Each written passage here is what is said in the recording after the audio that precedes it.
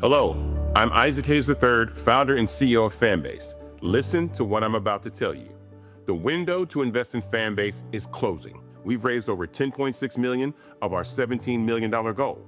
That means there's room for less than 6,370 people to invest in Fanbase for the average amount. The minimum to invest in Fanbase right now is $399. That makes you an owner in Fanbase today. Go to startengine.com/fanbase to invest. Why? Because current social apps have taken advantage of users for far too long, with content suppression, shadow banning, harmful racist content, and no real tools for monetization and equity. Fanbase has over 1.4 million users and counting, allowing anyone to reach all their following and monetize their content from day one. Social media is the new TV, and whoever owns the apps that distribute that content have the opportunity to own potential billion-dollar companies. While big platforms with uncertain futures are failing to serve their users, Fanbase is stepping up to fill the gap. Don't wait until it's too late. Invest now, invest for yourself and your future. Go to startengine.com/fanbase and own the next generation of social media.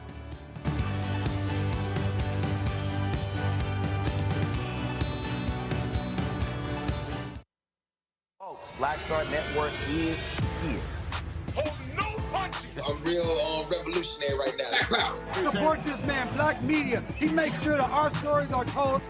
Thank you for being the voice of Black America, Roland. Stay black. I love y'all. All momentum we have now, we have to keep this going. The video looks phenomenal. See, there's a difference between Black Star Network and Black-owned media and something like CNN. You can't be Black-owned media and be scared. It's time to be smart. Bring your eyeballs home. You dig?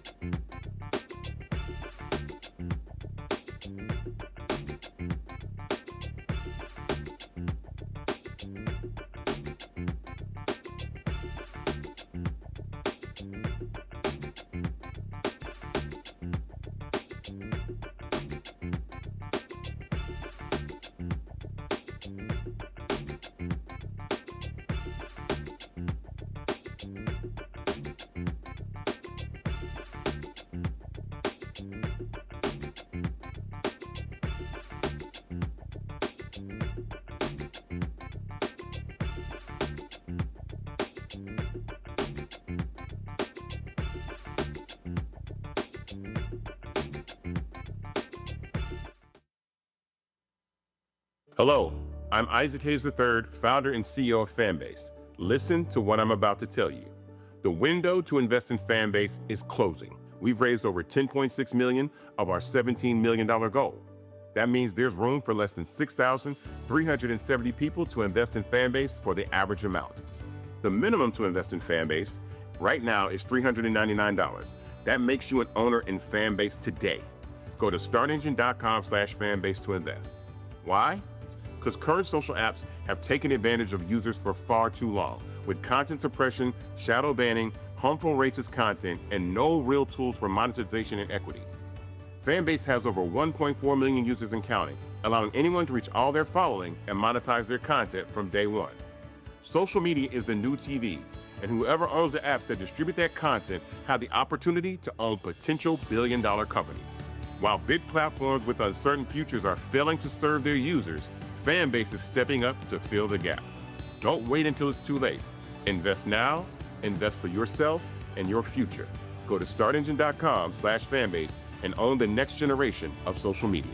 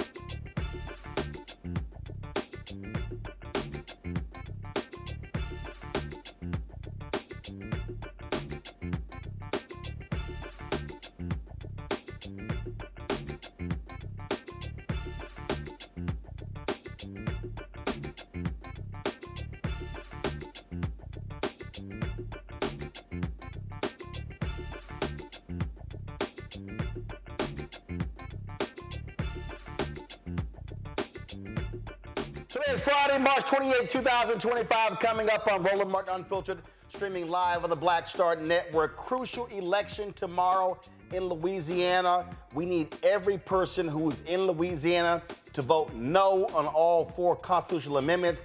Activist Gary Chambers Jr. will join us to tell you how Republicans are using a prominent black rapper to actually get folk to support their agenda.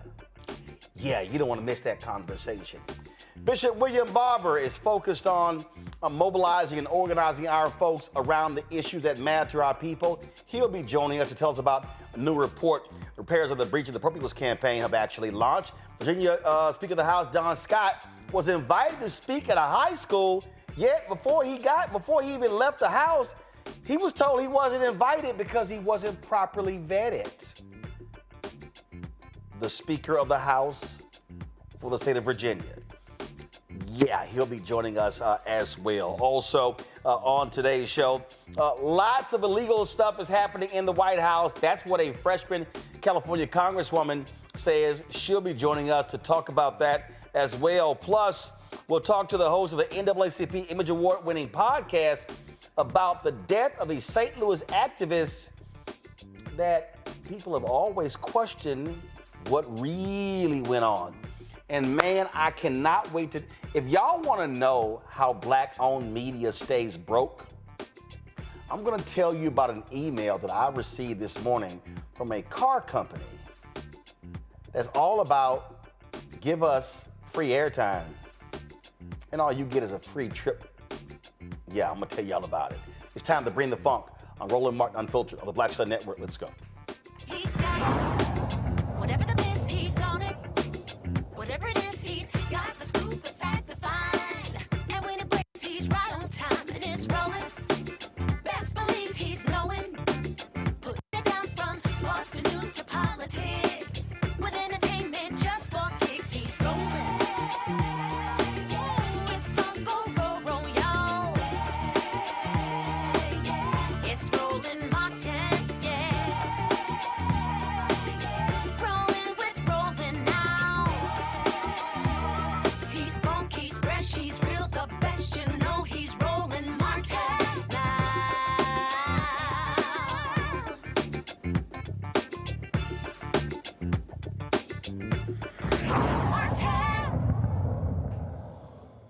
We're always telling you, you must exercise your power. You must not sit on the sidelines, and that there always are elections happening across the country that are happening in your state, in your county, in your city. Well, in Louisiana, there's an election tomorrow that deals with 4 constitutional amendments.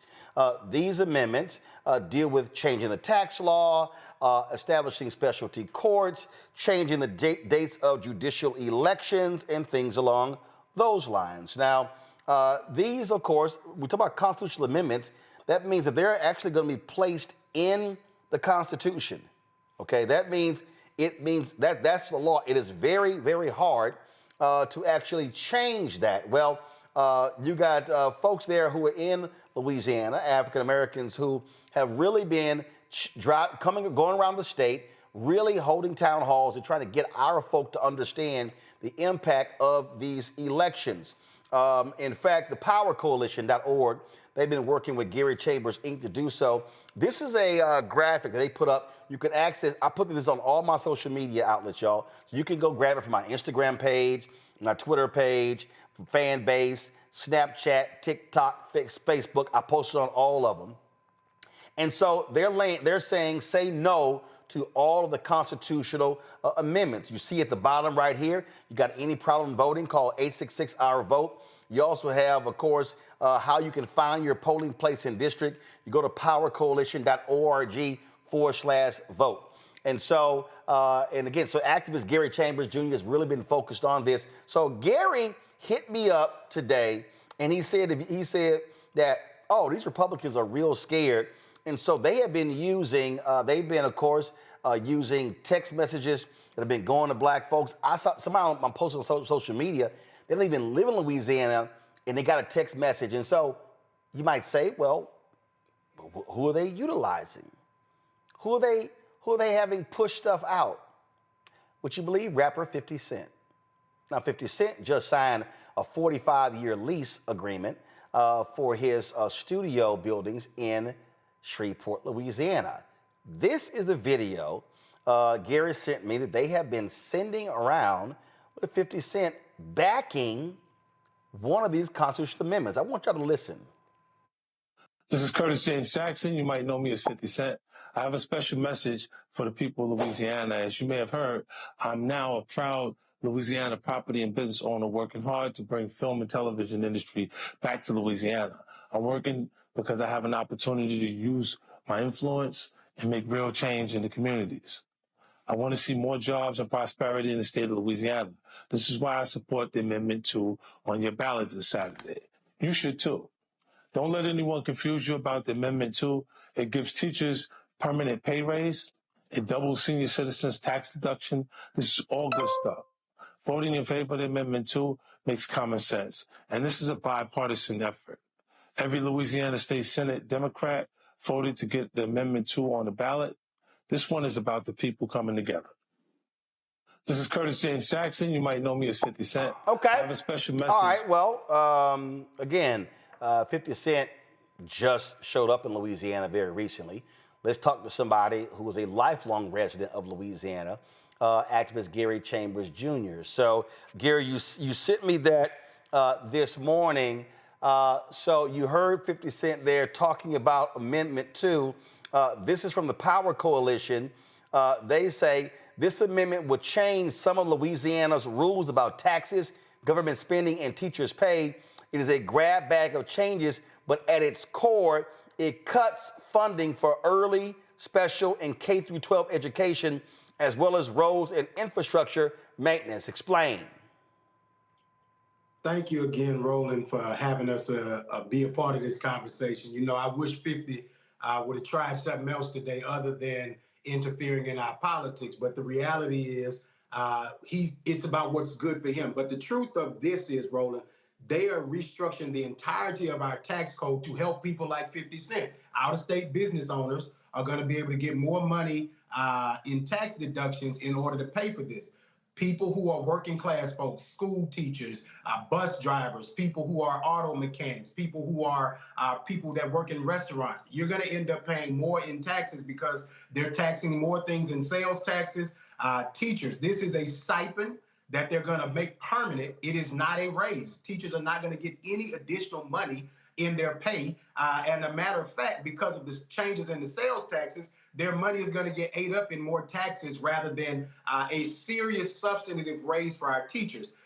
Roland, this has gotten so desperate for the governor that he was at the White House the other day, caught on a hot mic talking to Mike Johnson about this issue. And that's why they call 50, because at the end of the day, 50 is a businessman looking to advance himself in his business. And I don't have an issue with 50 coming to Shreveport and doing business. I don't have an issue with him buying up property. I don't have an issue with him attempting to revitalize Shreveport. I do have an issue with you saying that this is something that's good for us because you heard it from some white politicians in our state. I would also tell you that Democrats in the state Senate did vote for this, but ask black folks in the state of Louisiana if they showed up overwhelmingly for the Democrats that are in the Senate. The answer is no.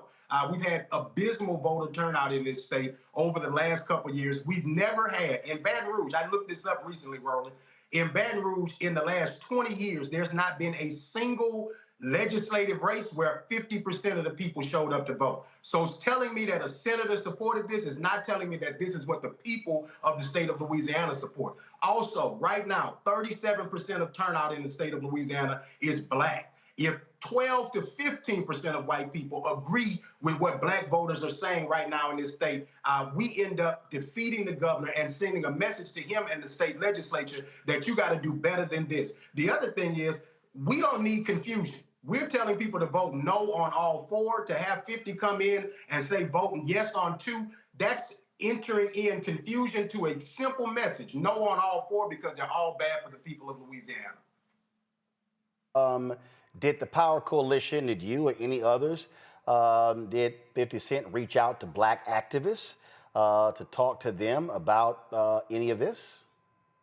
I've never had a conversation with 50. I reached out to you. I reached out to some other folks on the national level who I felt may have a relationship with the brother because, look, you may not know, okay? I'm trying to give the brother the benefit of the doubt. 50, you may not understand how this will hurt working class people, how this is going to hurt poor people. You may not have read the legislation because it's such a complicated piece of legislation that people sued in order to have it removed from the ballot because the language is so long and complicated because it's confusing. The reality is this policy is going to restructure our tax plan, cost poor people more money, help rich people keep more of their money, and it's a bad deal for the working class people of Louisiana. It is also disappointing when black folks who have acquired a certain level of wealth talk to wealthy white people to come then tell black folks what they ought to do.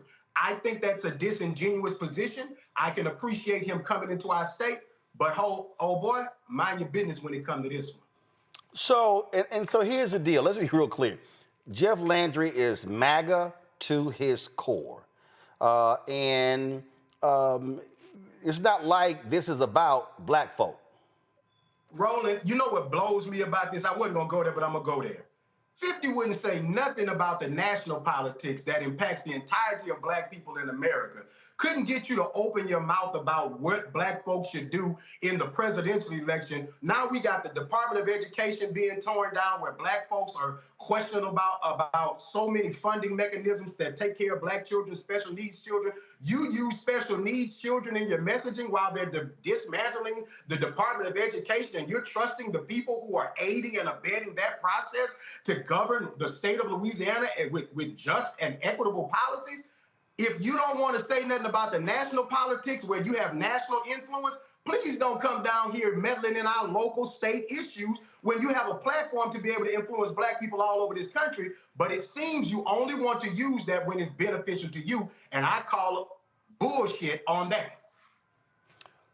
So let's go through these amendments for folk who don't understand. First off, Amendment 1 would allow the Louisiana legislature to create trial courts of specialized jurisdiction and provide Supreme Court original jurisdiction to discipline out-of-state lawyers. Walk us through that. So this basically says that if an out-of-state lawyer does something that the courts oppose, that they give them the ability to create special courts. Roland, you understand the complexities of what it takes to put something into the Constitution. This gives them broad powers to create new courts. We oppose that. While specialty courts can be a benefit, we don't want new broad sweeping powers for them to go in and create specialty courts that they're going to end up penalizing lawyers with. The Supreme Court of the state of Louisiana can already deal with out-of-state lawyers. We don't need a new court system to do it. More bureaucracy.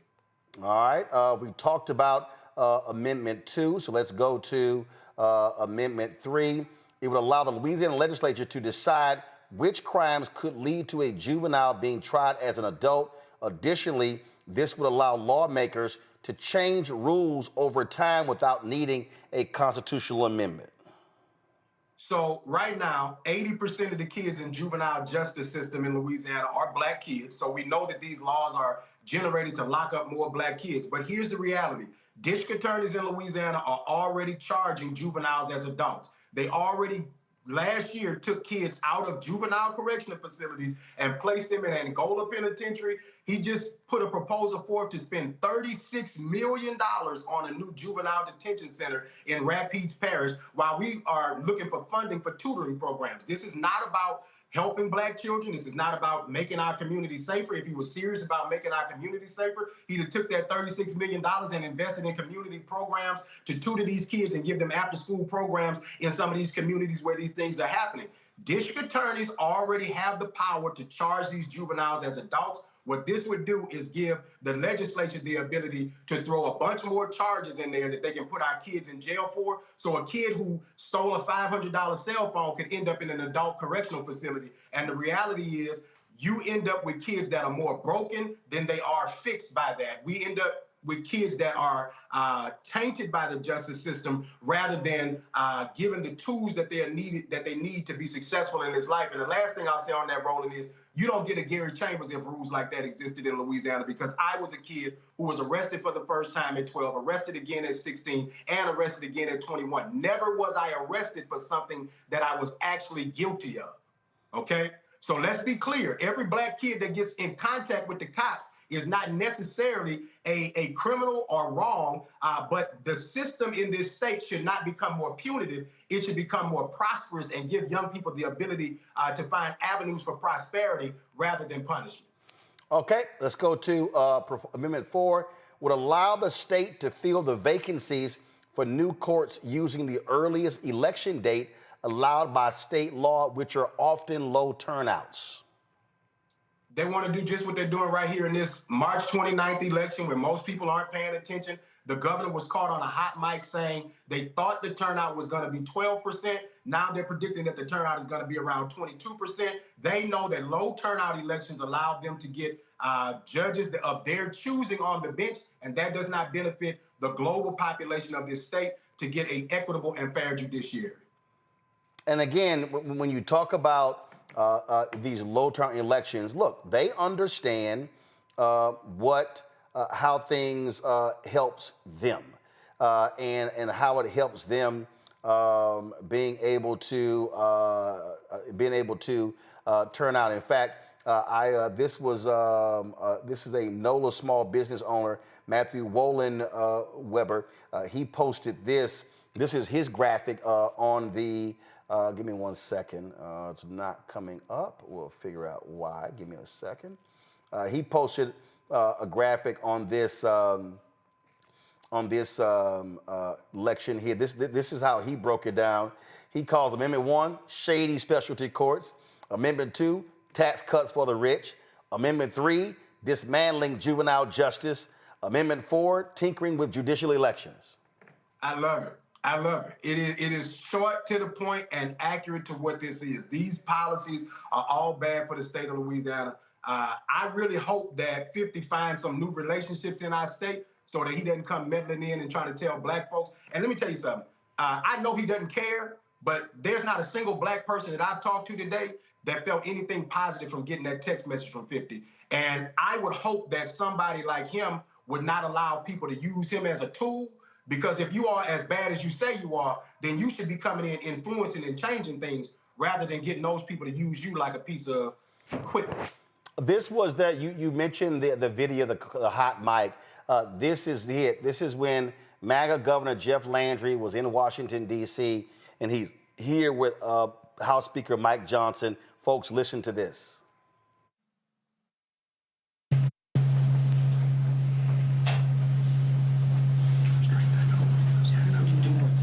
What's the anticipated turnout? Well, we thought it would be 12, but it looks like it might be 18%.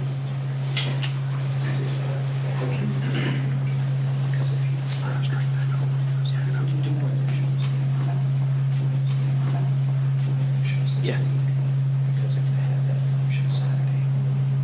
This week. Okay. Johnson, Speaker of the House from Louisiana, Shreveport. I try to tell folks all the time, you got folks from the 50th ranked state in the nation running the whole damn country. And I've been screaming to pay attention to the elections in Louisiana because this little raggedy place that people try to ignore is punching above its weight every day. You got a guy from Caddo Parish, Louisiana, standing at the White House with Jeff Landry, caught on a hot mic. These same people are justifying folks who can't even text correctly, can't even operate a simple process of evaluation within their government. And these are the people that you want to trust with the government. The rest of the country should pay attention to these deep South states because people like Jeff Landry are friends with people like Mike Johnson, and Mike Johnson is dismantling the country before our eyes with Donald Trump and Elon Musk. And if you ignore these elections, if you're not paying attention to what's happening here, it'll be knocking on your door soon enough.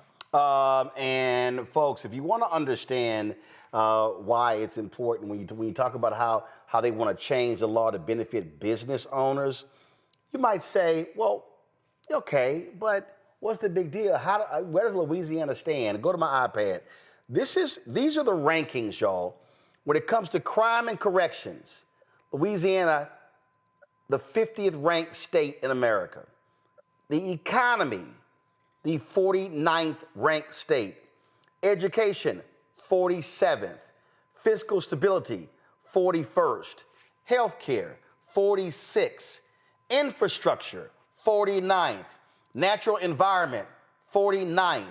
Opportunity, 44th. That's not where you want to be. So the highest ranking for Louisiana, Gary, is fiscal stability at 41. You don't want to be in the bottom of the bottom of states in America. So with a 41st ranked fiscal stability, you're going to go in and now move the money that we put in stability funds. You're going to move the money that we put in rainy day funds. You're going to move. We already in the bottom 10 of the whole country. I tell people all the time, there are people in this state who love to be first in the worst. There are people here who are committed to being great at being the last. And I think that we have to make a collective decision that you won't allow people with small thinking to have a big impact, okay? And the way that you minimize that is by supporting people and the elections and the initiatives that are happening in the places that nobody else is expecting to have an impact on your life. Trump understands that these people are simple-minded like Mike Johnson. Trump understands that they are linear focused on one thing, and that is white supremacy and religious control within this country. And whatever they do in order to make that happen, they don't care what it costs you or how uncomfortable it makes your life, as long as they accomplish that goal. They don't care how much Trump destroys other aspects of the government if it helps them accomplish their end goal, which is putting more mediocre white men in positions of power over you. Again, folks, big election tomorrow in Louisiana. Call your friends, post on social media, tell your folks to turn out. Black numbers are huge in Louisiana and can be the deciding factor in that state. And you're right. Listen, if black folks turn out in those numbers as you laid out, as you've been laying out in early voting, that could be the difference in this being defeated, Gary, and forcing the governor to have to come back to the table and, frankly, negotiate with the people on a real economic plan for Louisiana. That is exactly right, Roland. I thank you, as always, brother, for highlighting the issues of our people here in this state. Please text your people, call your people. If 5 to 10% more black folks show up tomorrow and vote no on all 4 constitutional amendments, we get to have a different conversation with our state legislature in 3 weeks when they go into session. Gary Chambers Jr., we appreciate it, man. Thanks a bunch, and we hope it's a good night for you and others tomorrow night when the polls close. You know I'll be reaching out, Roland. Thank you. I appreciate it. Thanks a lot. Again, I just want to remind people that in Louisiana, polls open at 7 a.m. Central. 7 a.m. Central in Louisiana. They close at 8 p.m. Central. So let folks know, don't sit at home. Don't sit at home, folks. All right? Don't sit at home. All right? Gonna go to a break. We come back and chat with my panel. You're watching Roland Martin Unfiltered right here on the Black Star Network. This week on the other side, change. The economy is not working. Trump's got trade wars, recalls, the price of groceries are through the roof. And there is a better way. There is another way. Join us as we talk more about it and we reimagine something better on the other side of change. Only on the Black Star Network. Hey, this is Motown recording artist Kim. You are watching Roland Martin Unfiltered. That boy, he always unfiltered though. I ain't never known him to be filtered. Is there another way to experience Roland Martin than to be unfiltered? Of course he's unfiltered. Would you expect anything less? Watch what happens next.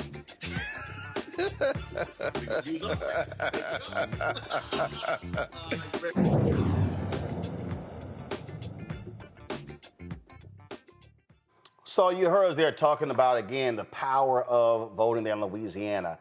And this is about what Gary is doing, what the Power Coalition is doing, is educating and informing people. And that's what's necessary. Joining us right now, Bishop William Barber, Repairs of the Breach, Poor People's Campaign. And Reverend Barber, you heard Gary there talking about, again, when we talk to our people, we educate our people. They were traveling around the state. You have to communicate with them. You have to touch them. You have to speak to them. You just can't make the assumption that folks are just going to turn out just because. That's right. You can't make the assumption of that. You can't make the assumption that people know what's really going on. And that's why it's so important what you're doing, what Gary's doing, what we have to do if we're going to indeed build a movement. We cannot just believe, Roland, what we have heard. You know, Trump and his crowd continuously say they were on a mandate. Well, that's just not true. But they do have a strategy. And that strategy is to win counties. That's all they worry about. They brag about winning, having won 2,500 counties in this past election. But, you know, tonight what I want to do with you, Roland, and we've been talking about this, is connect some policy to why we need to have massive turnout in 2026 and 2028, but why we can't wait till 2026 to get ready for 2026. Right. Well, yeah, and that's one of the things that I have been saying repeatedly, that you can't just like. Well, I did a radio interview today with a progressive show in Las Vegas, and I said now through the end of the year should be all about education, enlighten, inform. Boom, with 26 hits. Now you're getting ready for primaries. Now then you get ready for the general election. But you can't wait to start educating them in January. That's right. And one of the places we need to focus on, you know, the Bible says where your heart is, where your treasure is, where your treasure is, where your heart is. This budget that the House is pushing in the Senate has a negative impact on everybody and really ought to be a focus of our massive voter education, our protests, and our preparations. Let me just share with folks what you need to know. And I sent you the link to the report that we just put out so that people can understand it. In the House budget that they're talking about, and by the way, Roland, they want to pass this budget for 10 years. If they pass it as it is, you won't be able to change it in essence for 10 years till 2035. Now, what they want to do is they want to cut $2 trillion in spending. Now, don't get bored. Actually, we just lost you there. You said, actually, you broke up there. Hold on one second. You broke up there. You said they want to cut. Go ahead. They want to cut $2 trillion. And it's impossible to cut that much money from a $5 trillion budget without touching Social Security, Medicare, and Medicaid. You need to understand that. They want to cut $880 billion from Medicaid. And if they do that, 36 million people will lose or could lose their Medicaid. This is why we have to win special elections and take the House at least. Now, you're talking about, if that happens, Roland, it's over 6 million black people. You're talking about people who are in nursing homes, people who are disabled, and you also are talking about if they cut $36 billion from, it affects 36 million people. You're talking about closing medical facilities, especially in rural communities and in the South, like in Louisiana and Georgia and North Carolina and places like that. But it goes worse than that, Roland. They want to cut some billions of dollars from Head Start that could affect 650,000 poor and low-income children, many of which are African American, and they want to cut rental assistance that helps 5 million poor and low-income households, 69% of whom are children and older Americans and people with disabilities. And then lastly, Roland, they literally want to affect Social Security, and that 61.2 million people had Medicare, and over 68 million people received Social Security. This budget will devastate the black community. It will devastate the poor community. And we need to be as angry as it is about this budget and pushing against it as we would be if they were cutting Martin Luther King's holiday or going after the museum, which they very well may do. This budget is deadly and it's devastating, and we need to understand what they're attempting to do and how racist it is in its impact, particularly on our people. Indivisible is planning a nationwide march on April 5th. And I've had some people, Reverend Barber, I've had some people send me social media messages saying, oh, we gonna rest on April 5th. Let them folk go on out there and do whatever. We gonna rest. And I just keep saying, I'm sorry. This is not a resting moment. You just can't let these folks run the table on what they're doing, because what they are planning to do is absolutely evil. I keep saying they want to defund Black America. That's right. And they're doing it in an aggressive way. You can't rest. We need to be out there, and it's not just this one march. I'll be there, and we're supporting and endorsing, but we're going to have a whole movement. And the reason they're Indivisible is doing it is to make sure people are educated. I think the theme of it is take your hands off. Take your hands off our Medicaid. Take your hands off our Social Security. Roland, we're dealing with people in this budget. They want to make sure that there's no way we can raise the minimum wage to a living wage. The treasurer and the commerce secretary, when they were approved by the Senate, both of them said, Trump's picks, that they believe that $7.25 an hour is high enough for minimum wage, and if you make $15,000 a year, that's enough. Do you understand? But our people need to understand this is a race issue. If you raise the minimum wage to $15 an hour, 43% of all Black people would come out of poverty. 43% of Black people who are currently in poverty and low wages would come out if you raise the minimum wage to $15 an hour. So when they say we're not going to raise it, we don't even believe it should be raised, again, they're defunding Black America. And so we've got to get this education out there in order to get people to understand that why you cannot stand down, sit down, and surely we need to be preparing now for every special election we need to be involved in, and the new one's coming. And Roland, let me just say this quickly.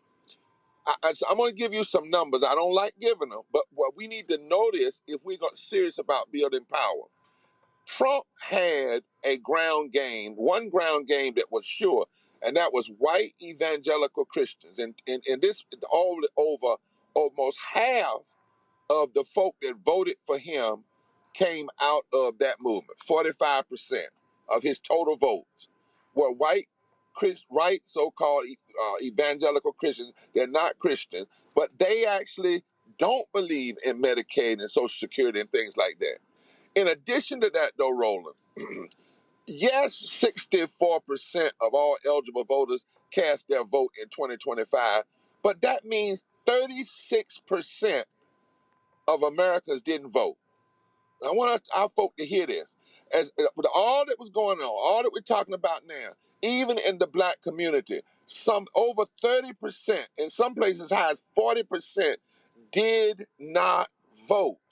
Trump actually got less votes in 2020. He got 74 million votes. In 2024, he got 72 million votes, which was lower, 2.1 million lower. And this is the count that came out right after the election. Biden got 81 million votes rolling in 2020. Harris in 2025 got 67 million votes. Now it's adjusted some, but 14 million fewer votes. And they didn't go to Trump. They just rested, if you will. They just sat out. We have to take an account. Not only must we talk about voter suppression and what people have done, we have to talk about the fact that something is wrong.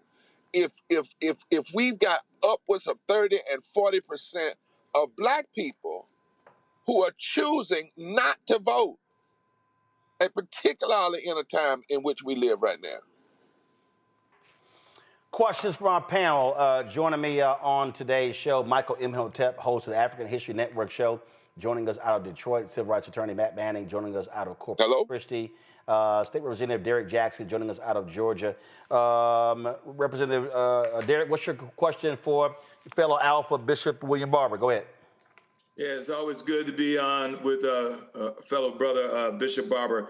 So, Bishop, my question is, how do we get the black church? Can you hear me? Hey, Bishop Barber, can you hear Derek? Bishop Barber, can you hear Derek? All right, so we just lost Bishop Barber. So, guys, do me a favor, call him back so we can finish the conversation with Bishop Barber. Let's do this here. Derek, I'll start with you. What Gary was talking about, we keep saying this. When we use our power, when we maximize our power, we actually win. If black folks in Georgia had literally voted at 70 to 75% of our capacity, Trump could have lost. He would have lost, Roland. Our challenge in Georgia, just like Louisiana, is that we get flooded, as you well know, because you've been here a lot during the last several years when Warnock was running and Ossoff was running and Kamala Harris was running through Georgia. All these distractors, Roland. People get their information from so many folks, but they get the wrong information from the folks like 50 Cent. And so that's what ended up happening. And then they stick and they run with it with those 10 to 15 seconds that they get from TikTok. I mean, take, for example, those constitutional amendments that Gary was talking about. When you have 4 of them, they're written very vague, and we don't do a very good job educating the electorate on why they should vote either yes or no on these amendments, because it got all this legal language. It may sound right, but they don't read the bill in its entirety. And when you don't read the bill in its entirety, it has all those poison pills in that bill that would negatively impact black and brown communities. My last point is this, Roland, when you start talking about constitutional amendments, it's going to be enshrined in that state's constitution. And so Republicans are playing a long game. So even though when those states may flip blue, they may get a governor that is Democratic, they still going to be confined by those constitutional amendments. We got Derek, hold on. We got Bishop Barber back. What's your question for him? Okay, so Bishop Barber, my question to you is, how do we get the Black church more engaged, to do more like the Jamal Bryants? And the reason why I'm specifically talking about the Black church, because that's where the Black and brown community is on a weekly basis, where they can get this information 52 weeks out of the year, and we can mobilize and organize through the Black church, unlike other avenues where they don't meet on a frequent basis, or they don't get their information at the frequency that they need to, because tomorrow may be too late for Louisiana to get that word out. How do we get the Black church more engaged? Well, one of the things is we have to build, even in the Black church, we got to build fusion coalitions. And also what we've got to do is we working now with 10,000 congregations through repairs of the breach of pastors. And we're doing these reports and putting them in ways that they can preach it, they can teach it, they can hand it out. But let me just say this real honestly. Every because they're a Black church, needs to do this evaluation. Not just did you preach a sermon, and not just did people shout and say amen. Most Black churches do not do an evaluation of their people turning out to the polls. And we've got to count. If you can't count, and I'll say this to a pastor, if you're pastoring and you got 10,000 members, you need to check and see if 80% of them are eligible to vote. Did 90% of them vote? Because what the data is telling us is that upwards of 40% of our people aren't voting. Now, I hate to say that, but it's just the true fact. Non-white women, when you break it down in these voters, they voted overwhelmingly for, say, Harris. Black women voted 70%, but that means 30% still didn't vote. 30%. And what we're in a season now is where we can't afford to have anybody that's not engaged, because these elections are turning on small percentages. You had Harris and Biden, for instance, were powerful in the union movement, but you had large numbers of union voters that voted for Trump. That's a fact. That's what we're finding out. And so the reality is, we have to address this. And if the Black church, there's a scripture in the Bible that says, if you're gonna build a tower, you first got to consider the cost. And one of the things, it has to be more than Sunday morning, and it's got more to be than preaching. You have to strategically organize that congregation in a way that folk are getting the information and why they should be voting. They know that Black folk, if every Black person in America voted, we don't have enough by ourselves to put somebody in office, but we've got enough votes to determine who goes into office. But you have to start at your church. I don't care who you are, and you got to have teams inside of that church. You got to make sure everybody is registered, everybody's educated, and start saying we want 100% of our membership to be engaged in participating in the right to vote. That for us is not just a constitutional right, but the God-given right, because God gives us the right to choose. God gives us the right to choose. This is our battle in this moment, and it also means, my brother, that we can't just get our people. As I said, if tomorrow, and Roland and I talk about this stuff, if tomorrow Trump was to go after, say, the Black Museum, yes, people would be emotional and they'd be mad and should be mad. But you also got to get upset when this budget is going to knock 6 million Black people off of Medicaid. 6 million. And we got to start helping our folk change what we get upset about, because that should be driving us. That should be driving us to the polls. It should be pushing us in a way.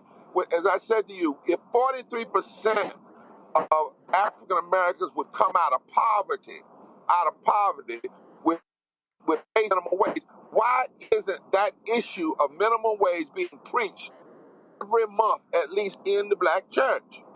And the issue of poverty and the issue of workers' rights, and we must get our people connected to the substantive matter, because Roland keeps telling us the goal is to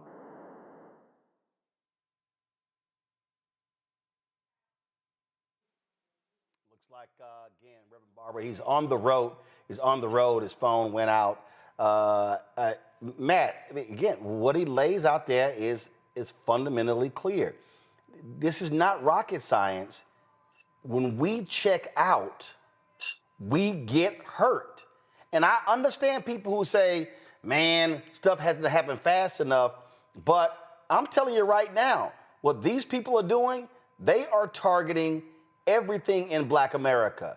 We're looking at literally losing billions of dollars. You're right. And it's funny because every time, literally 100% of the time, I talk to my father about political issues, the first thing he mentions to me is, son, we need to get out and vote.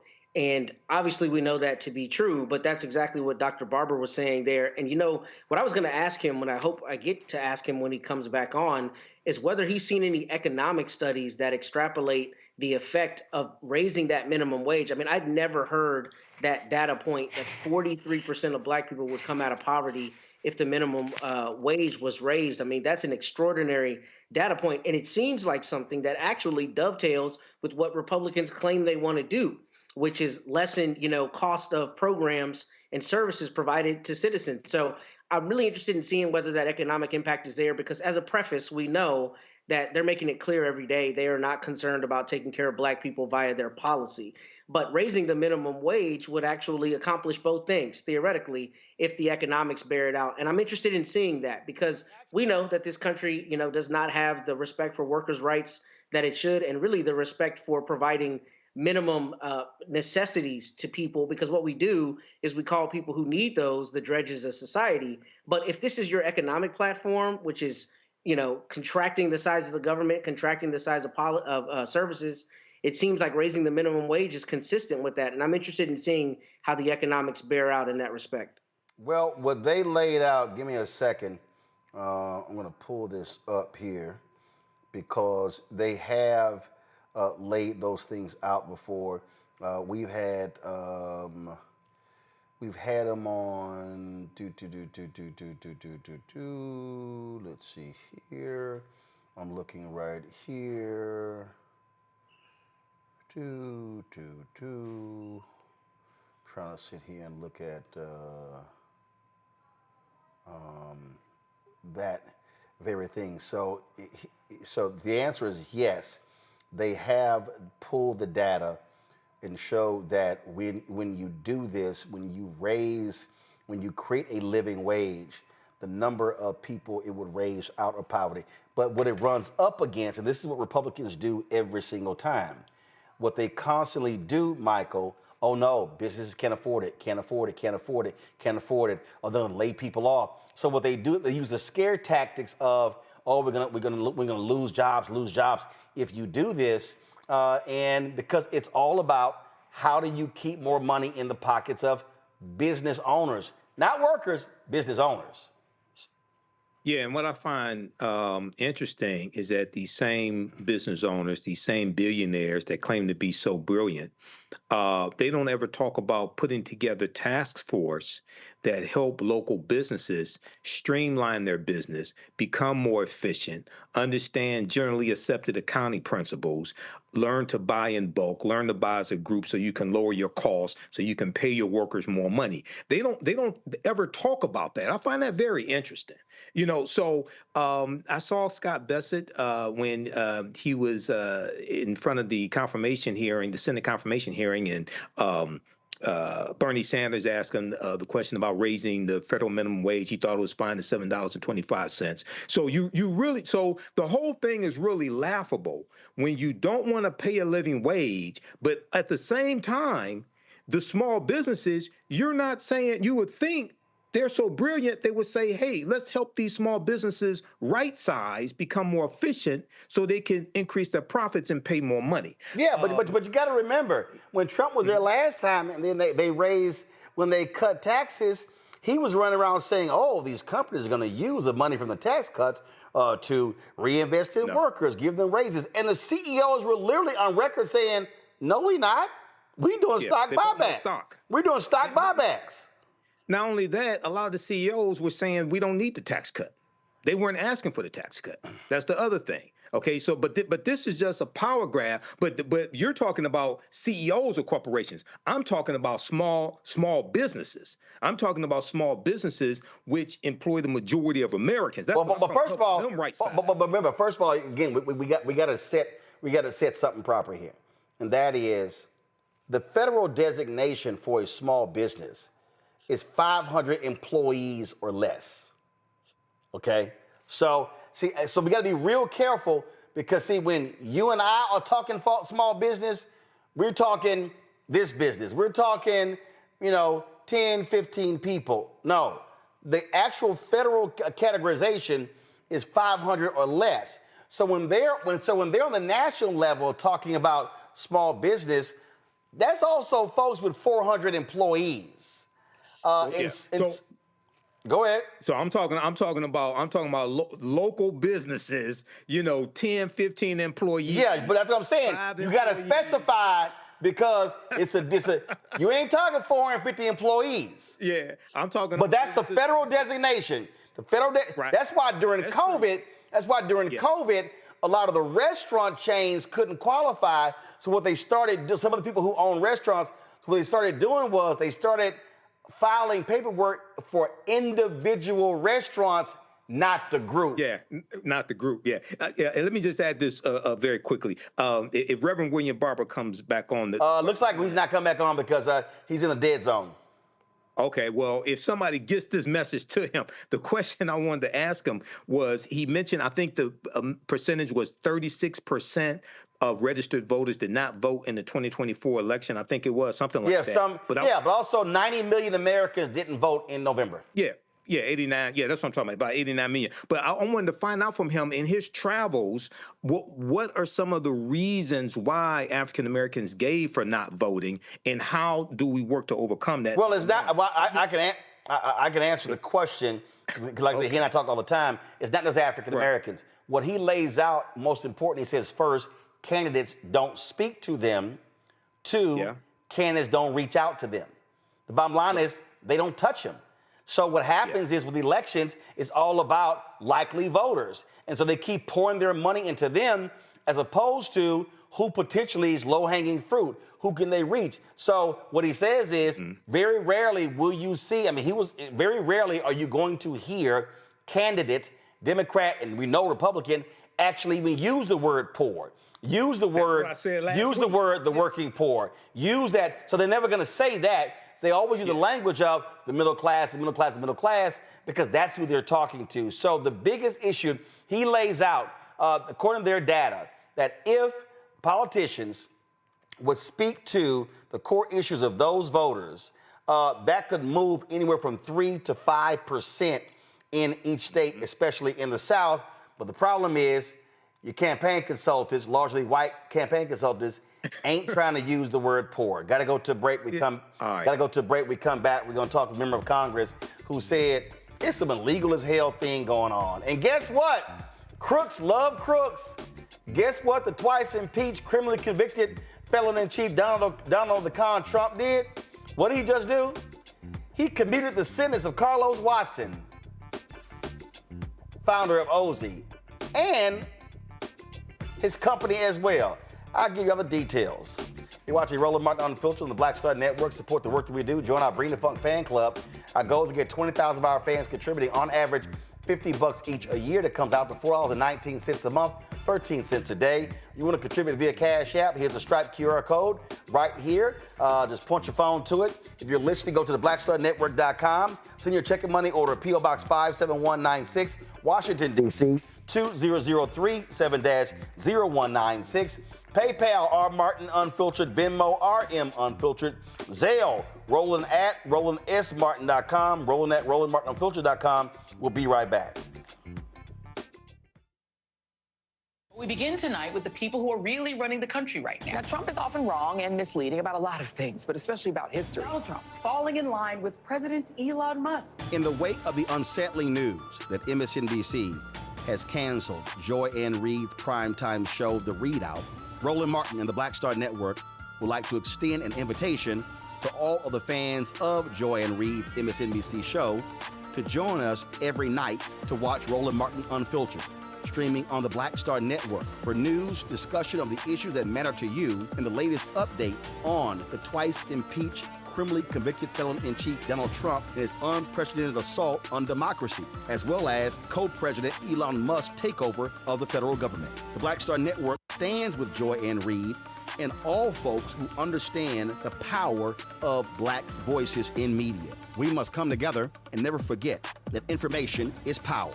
Be sure to watch Roland Martin Unfiltered weeknights, 6 p.m. Eastern at youtube.com/Roland S. Martin or download the Black Star Network app.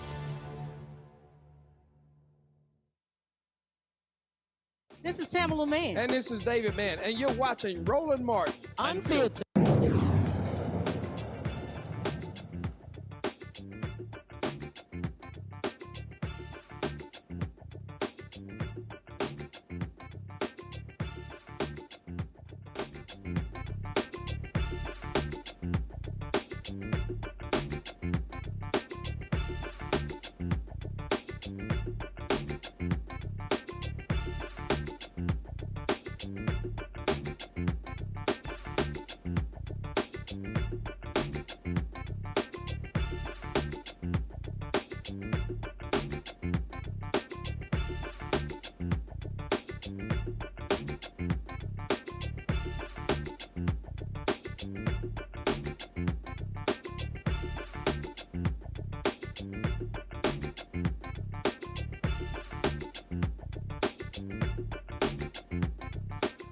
So, folks, here's some breaking news. Moments ago, Donald Trump issued a pardon for a couple of individuals who had been convicted of various financial crimes. One of those individuals is Carlos Watson. So what Donald Trump has done, he's commuted the sentence.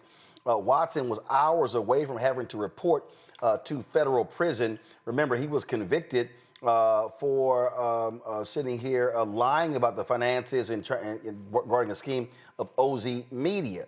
So you look right here. So he was due to begin serving 116-month prison term in this case. Now remember, in February, a federal judge ordered Watson and OZ to pay almost $60 million in forfeiture and more than $36 million in restitution. Now he's commuted the sentence and not sure. Now, so he's not going to prison. Not sure. Does that mean he doesn't have to pay back the penalties? Now keep in mind he was convicted in court, and a judge. First of all, at the sentencing, the U.S. attorney then said Carlos Watson orchestrated a years-long audacious scheme to defraud investors and lenders to his company OZ Media out of tens of millions of dollars. Said that Watson and his co-conspirators between 2018 and 2021 defrauded investors, and of course, they shut down in 2021. In addition to that, he also pardoned Trevor Milton, the founder and former CEO of electric truck maker Nikola. He was free on appeal after being sentenced to 4 years in prison. So, crooks hooking up crooks. That's what you got going on. Well, Congresswoman Sydney Kamlager-Dove, she wanted to highlight the extent of these issues by asking her Capitol Hill colleagues if they know just how serious the situation is. Here's a social media video she put together. Hey, I'm Congresswoman Sydney Kamlager-Dove on the House Judiciary Committee. We are at our first markup, and I'm asking my colleagues if this is legal. I am here with a colleague and homie, Becca Ballant, Congresswoman for the great state of Vermont. Are you a lawyer? I am not, but I'm married to a lawyer, so I'm lawyer adjacent. I, too, am married to a lawyer, so I get where you're coming from. So, Voldemort Vought is trying to dismantle the CFPB. Is this legal? This is not legal. Definitely not legal. The CFPB, the Consumer Financial Protection Bureau, was set up by Congress, and only Congress can dismantle it. She said it right here first. Thank you. I am with Congressman Hank Johnson. Are you a lawyer? I am. So you know if legal, right? I do. All right, I have a question for you. The Trump administration is not complying with court orders to release foreign aid funding. Is this legal? That ain't legal. And that's all he got to say. I am here with my good friend Deborah Ross. Are you a lawyer? Oh, yes. So then you will be able to tell us if this is legal, correct? Correct. All right, here's the question, Attorney Ross. Elon Musk has been awarded almost $200 billion in federal contracts, and now he's exercising unchecked authority over federal agencies and employees. Is this legal? Well, in fact, I led a letter from the Judiciary Committee asking our new Attorney General to enforce the ethics laws and the conflict of interest laws. And so we need to get to the bottom of it. But I don't think this is legal. Girlfriend said it's a no. Okay, I am here with Congresswoman Scanlon, also on House Judiciary Committee. She's big time. Are you a lawyer? I am a lawyer. So then you know if it's legal, right? Absolutely. So my question for you is, Trump tried to end birthright citizenship with an executive order. Is this legal? Hell no. There you had it, short and sweet. Well, Congressman Kamlager-Dove joins us right now. My panel got a kick out of that. I see Michael, Matt, and Derek, they enjoyed that video there. It's the White House 2 blocks from here. It's occupied by a bunch of crooks. Absolutely. It's like Ricky Bobby from Talladega Nights up in the White House selling everything and doing everything that's unconstitutional, unethical, and illegal. I put this series together, and I do one every week because there is so much coming out of the White House that I'm sure folks think, well, since it's the president, he can do it, right? And we're telling folks, no, most of this, if not all of this stuff, is illegal, unethical, and unconstitutional. And we should not be complying passively with what is coming out from the White House. We should be fighting, and we should be educating people about what is not legal. And look, we had reports that even last time he was there that he was essentially selling pardons. And this man is pimping the White House. It's a total grift. He's pushing his coin. It's people who buy it, they're getting screwed. He's selling perfume. He's selling guitars. He's jacked up prices at Mar-a-Lago. He's going home playing golf every weekend. Look, he's turned the White House lawn into an auto mall for Elon Musk and Tesla. And and guess what? Republicans and the voters we all good. Keep selling. I remember when Republicans acted a fool when Bill Clinton had donors sleeping in the Lincoln bedroom. This is taking grifting to a whole new level. Well, I love the fact that I want to say he set the bar super low, Donald Trump, but there's actually no bar anymore. Just what happened with Signalgate with Pete Hegseth and all of these fire, fist pump emojis. Remember when Obama did the fist pump and you thought that was an international incident? No, this Donald Trump, after his first term when he was flushing secrets down the toilet and, like you said, getting money from people who wanted to visit him at Mar-a-Lago and the Waldorf Astoria, this go-round, he's actually selling access to the Easter egg roll up to $700,000 if you want to sponsor a space at the Easter egg roll. Hawking Teslas on the lawn. He's selling miracles for $1,000. There's all kind of madness that's going on. And similar to the CFPB and trying to shut that down, which is illegal, he's trying to do the same thing with the Department of Education. He's trying to do the same thing with the Postal Service. Those things are enshrined in the Constitution. The only entity that can start or stop the Department of Education or the Postal Service is Congress. And now here you have, temper tariff Trump not only cratering our economy with these crazy tariffs, but also doing all the stuff that is illegal and forcing us to take him to court. And you know this, Roland. Now that the courts have been ruling in our favor more times than not, now he's trying to impeach judges and dismantle these lower courts. So we need the Supreme Court to clap back on this buck up coming from Donald Trump and remind everybody that the Constitution is not for sale. Well, yeah, because now they're mad. Now, they love when the judges ruled against Biden. Now they literally want to defund the courts because they dare to uphold the Constitution when this thug in chief is in the Oval Office. I am in Cannon.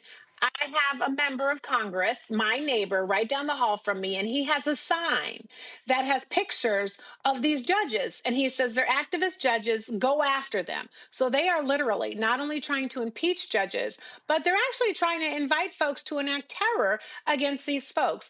And Speaker Johnson has threatened to try to get rid of one of the lower district courts, maybe the Ninth Circuit, because they tend to be the most liberal, because he's upset that these judges are ruling against Donald Trump and not allowing him to break the law. That is why Is This Ish Legal is so important for us to share with the American people so they can see, just like you said, this man is a thug. He is up to no good in the neighborhood. He's trying to get rid of Social Security and Medicaid and Medicare while stuffing the pockets of his cronies who actually paid for him to become president. It is obscene. And if anyone else was doing this, there would be protests in the streets. Why these Republicans have become complicit and silent, I don't know. Because last I checked, and you notice, Roland, the stuff that this man is doing is impacting not just Democrats, but Republicans too.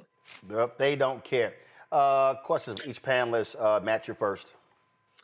Yeah, Congresswoman, first, this was hilarious. So thank you for doing this. And I think it's important to give it to the American people in a way that's most easily digestible. But here's the question I have for you.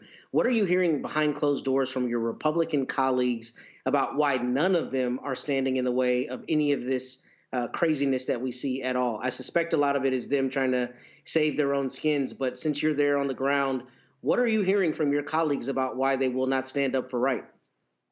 Well, a lot of them are scared, and a lot of their family members are scared. They don't want to be primaried. They don't want to be threatened by X. And they're trying to figure out nice ways. But you cannot communicate with a bully, but they're trying to find nice ways to communicate with the administration to have them see, where some of this stuff is going sideways. I mean, look what happened to J.D. Vance on the Signal chat. He actually had the nerve to say that he questioned some of the policies coming from Donald Trump, but he was going to let him go with them because he was the president, even though he had some questions. And what happened to J.D. Vance? They banished himself to Greenland. So now he's knocking on people's doors trying to sit on their couches in Greenland looking for some stuff to do because he had to go back to Donald Trump. Donald Trump wasn't worried about the leak. Donald Trump was worried about J.D. Vance not even showing fealty to him in a Signal chat. So all these Republicans are running scared, but we only need 3 of them to find some courage to rent some balls and stand up to Donald Trump. The other thing is this, look at what happened with Elise Stefanik. She was on her way with her glam squad to go to the UN. And then they said, oh, no, because they're scared about what's happening in Florida. They're scared about just what happened in Pennsylvania. So they are running scared because they know these policies are not good for the American people. Michael. Representative Kamlager-Dove, this is Michael Imhotep. So this is my 3rd time watching this video today. I cracked up each time. I wanted to know what has been the response from people who saw this latest video. What has been their response? And then also, what has been the response from maybe your constituents or people you've talked to who did not vote in the 2024 election, and they're looking at all this chaos taking place? So everyone loves the videos. I did not know that they would go viral and people would respond to them as positively as they have. And they've said, thank you. Thank you for speaking the truth, telling us what's up. Keep doing this. We need to know because we're fighting in the courts. We're fighting in Congress. And now we have to fight with the community and bring everyone together and realize and help people see that this is not D versus R so much as it is the country versus Donald Trump. There are a lot of folks who are saying they either have buyer's remorse because they voted for Trump, or they're really upset because they didn't think he would go this far this fast. And I'm like, boo, we told you 2025. So, I'm not wiping away your tears, but you better get up in this foxhole with us because we got a lot of work to do. Derek? Right. All right. Yes, I appreciate the video as well. And I especially enjoyed the fact that you're highlighting these illegal and unconstitutional activities because we all know they used to say that they were the party of law and order. My question is around, are you planning to also highlight some of the things that they're legally doing, such as when they removed the former President Biden's cap on $5 on the overture fees? Are you highlighting that? Because I anticipate now that the Senate has removed that $5 cap, people are going to feel that pain when banks start charging them $10, $15, $25 overture. Do you plan on highlighting these policies that they're doing legally? Well, we're definitely going to talk about all of the things that he is doing that are not legal. And the sad part is there are so many things to talk about because this man is moving as quickly as fire in terms of enacting a lot of these things that are illegal. And yes, we are going to be talking about the things that he's doing things that are legal, but that are unwholesome, unethical, that are compromising to our safety. I have been talking a lot about the economy and what he is doing to crater the economy by trying to privatize all of these agencies. You got this man called Big Balls squatting in our government agency offices, trying to rewrite codes and prevent us from accessing our own money. You are going to allow banks to run roughshod and just let predatory lending go back up. You're also sort of, firing workers. Millions of workers are now going to be without collective bargaining rights or other kinds of protections. And they want to make all of these buildings vacant so that Elon and Donald and all of his cronies can buy them up. So it's a wholesale selling of our American economy and our government. So yes, we are working to kind of share all of these things because we want to reveal the madness and the grifting that is taking place. All right, Congresswoman, glad to have you on the show. Look forward to having you back. Feel free, let us know when you want to come and chop it up.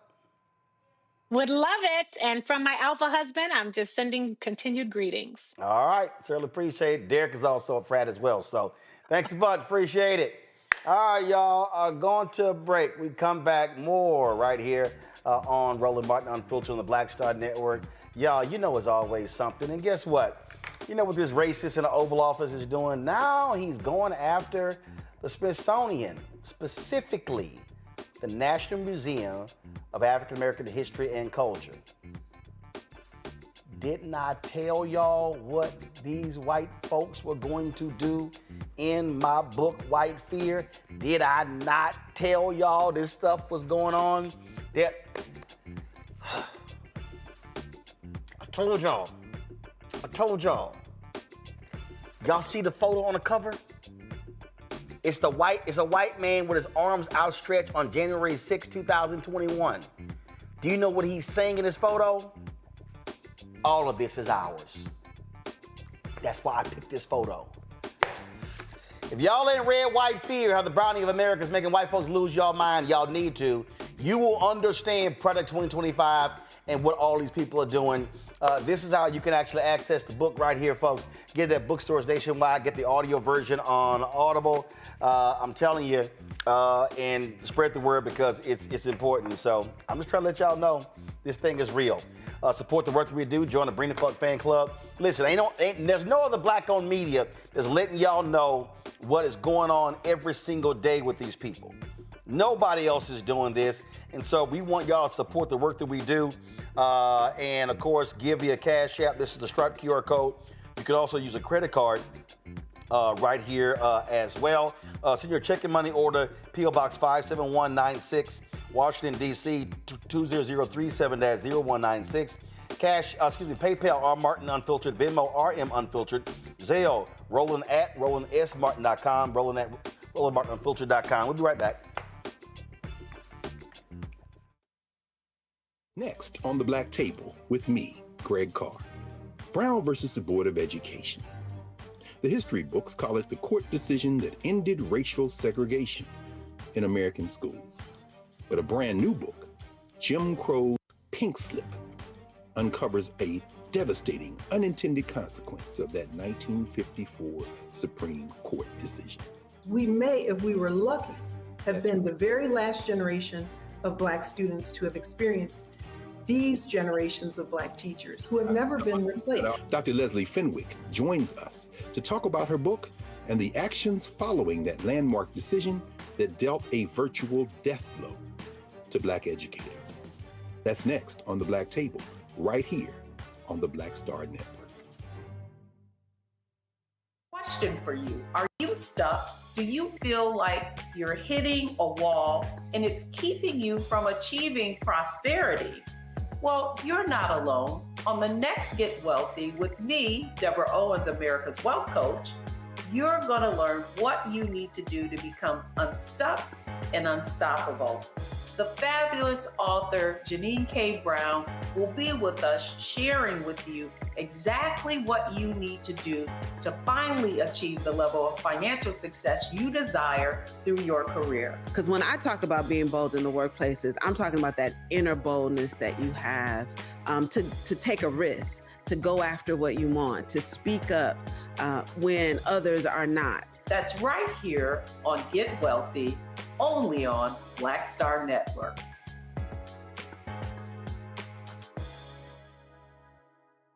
Now that Roland Martin is willing to give me the blueprint, hey, Cyrus, I need to go to Tyler Perry and get another blueprint because I need some green money. The only way I can do what I'm doing, I need to make some money. So you'll see me working with Roland. Matter of fact, it's the Roland Martin and Cheryl Underwood Show. Well, should it be the Cheryl Underwood Show and the Roland Martin Show? Well, whatever show it's going to be good.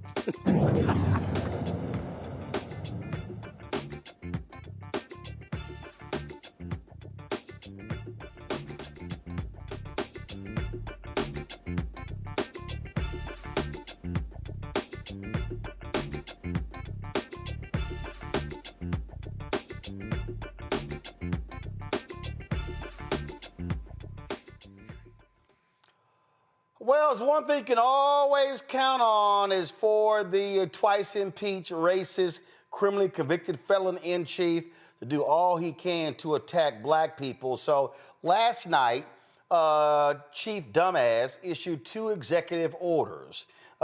This is the first executive order, making the District of Columbia safe and beautiful. Now, remember, they've already screwed us when it came to Black Lives Matter Plaza, okay? They've already screwed us.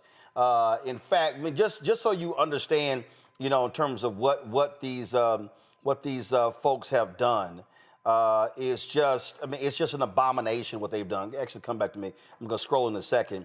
What they've done is abomination. You know, I was outside. I'm gonna do this here. Give me 1 second. I'm going to. Just so y'all know, this is what the latest is and how they've just completely chopped up and just messed up 16th Street, which actually leads to the White House. You know, Republicans forced the District of Columbia to spend, you know, almost $1 million tearing up the streets because they did not like Black Lives Matter being on the street. It was a monument that was created. And so as a result, I shot these photos yesterday. Give me a second, I'm connecting on my iPad so you can see what it looks like. And again, these so-called fiscal conservatives, let me say it again, so-called fiscal conservatives demanded that Washington, D.C. do this. This is what it looks like right now. That right there, it's going to take, so that it wasn't just painted. They literally built it. You know, into the ground. So they sat there, and that's it right there. And you know, just so you understand, you know, this is the road that leads to the White House. If I zoom in, you will see that is the White House right there. And so, these folks, these Republicans, they force the district, threaten to withhold transportation money from the district if they did not follow their orders. They made them do this. They did not care. They don't care. They didn't ask the people of Washington, D.C. It does not matter for them. Hey, we control Congress, so therefore we control your purse strings. So you know what? We gonna make y'all do whatever we want y'all to do. I also shot some video. Give me 1 second. I want to show that to y'all as well, because I mean, and it's just a damn shame how these people are operating. And so they want to totally control Washington, D.C. They want to force the mayor of D.C., force the city council to be on bended knee to whatever they want. This is the video that I shot of them also working on the street, tearing it up. So that's what's going on here in the nation's capital. And so here's what Trump did, y'all. So you see right here, he says, let's see here, blah, blah, blah. He wants to talk about how it needs to be clean and well kept. So you see right here, fighting crime, what's going to happen right here. My administration shall work closely with local officials to share information, develop joint priorities, maximize resources to make the District of Columbia safe. And so he's listing all these departments, creating these task force as well. You see right here, task force shall coordinate to ensure effective federal participation in the following tasks: directing maximum enforcement of federal immigration law, redirecting available federal, state, and local law enforcement resources to apprehend and deport illegal aliens, monitor the District of Columbia's sanctuary city status and compliance, provide assistance to facilitate the prompt and complete accreditation of the D.C. Forensic Crime Laboratory. Also, in collaboration with his leadership and union, providing MPD with assistance to facilitate the recruitment, retention, and capabilities of its police officers. And it goes on and on and on. And so you see deploying a more robust federal law enforcement presence and coordinating with local law enforcement to facilitate the deployment of a more robust law enforcement. They just repeat shit they don't even read executive orders. They just repeat stuff, okay? So you look at all the different parks or whatever, then you see here, the Secretary of the Interior is gonna make the District of Columbia beautiful, and so blah, blah, remove graffiti from commonly visited areas, blah, blah, blah, blah, blah, general provisions, blah, blah, blah, blah, blah, blah, blah, blah, blah, blah. Okay, so that's when it relates to D.C. Then, of course, it also was about the Smithsonian. So here's what they did. They then called this Restoring Truth and Sanity to American History. That's what this is called, okay? Restoring Truth and Sanity to American History.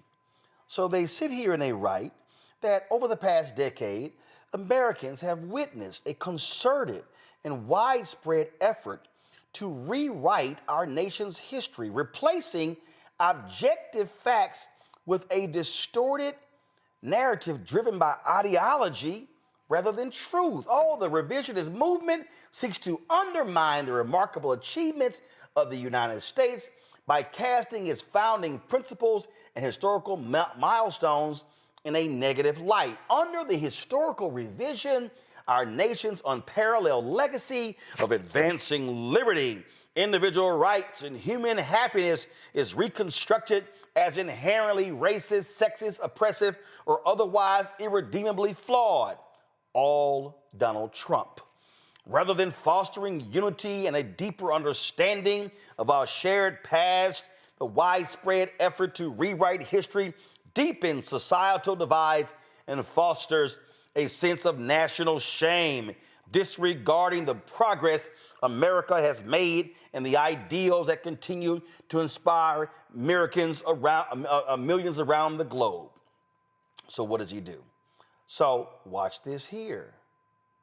So he talks about one widely respected once widely respected as a symbol of American excellence and a global icon of cultural achievement, the Smithsonian Institution has in recent years come under the influence of a divisive, race-centered ideology.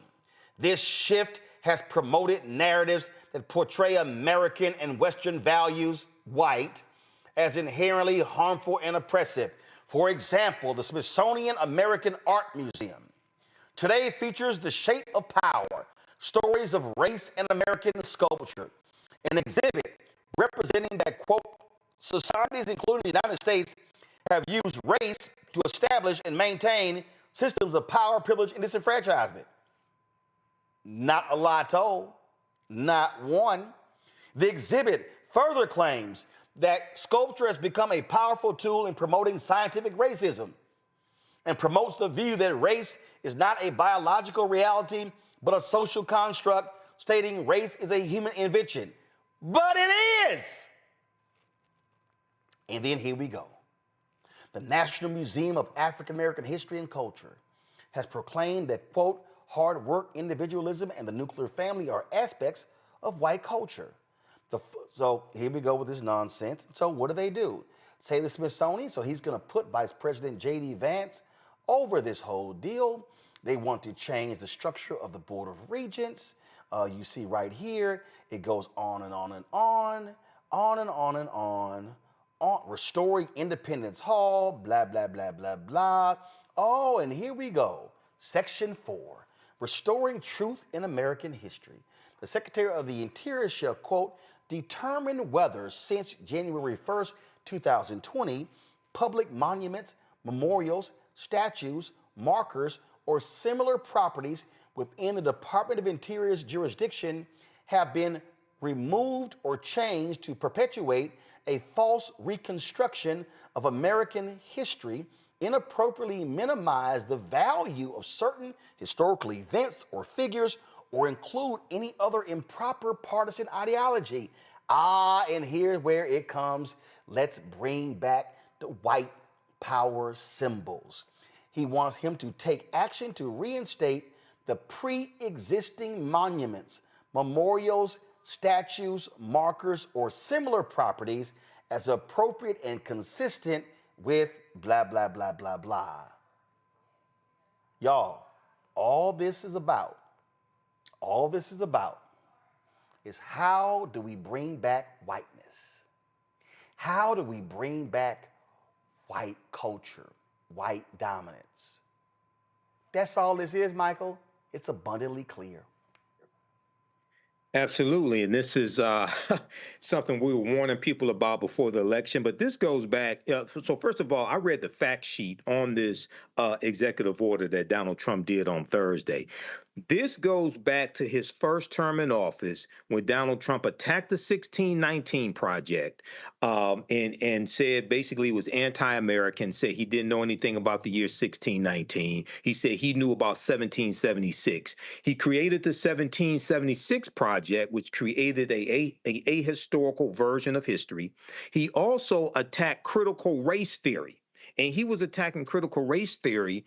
He did an executive order in September 2020 that banned the use of critical race theory in training for federal employees. This was 6 months before Christopher Rufo started publicly his tweets, really attacking critical race theory. So, and then you see him talking about in the past 5 years, renaming monuments, things of that nature. He's talking about the racial reckoning that took place after the killing of George Floyd in this country, that spread all across the country. And we've been talking about how there's going to be a white backlash to that whole Black Lives Matter movement.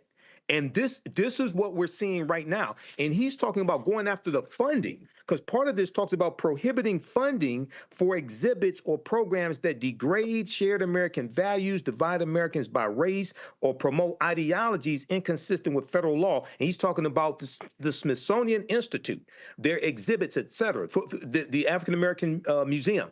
So this is a direct attack, a continued attack on African American history, but also going after the funding that funds these exhibits also. So this is This is on top of removing Executive Order 11246, which was affirmative action. This is on top of revoking Executive Order 13985 from the Biden administration, which dealt with equity when it came to the different federal agencies, things of this nature.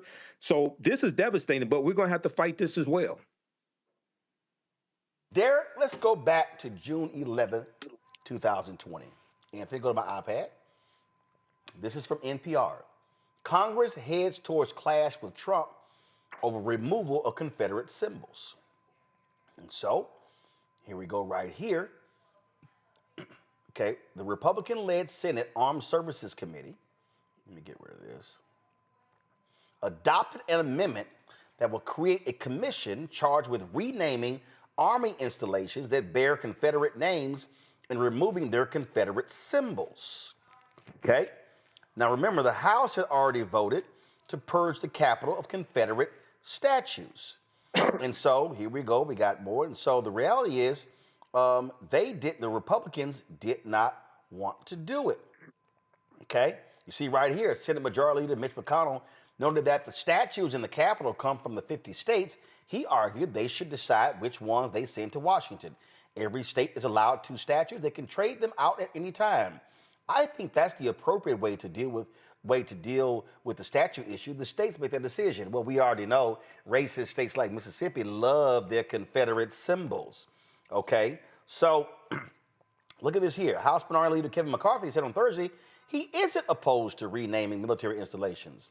Other Republicans said they too were open to moving ahead with the process at the federal level to remove the old Confederate names. Guess what?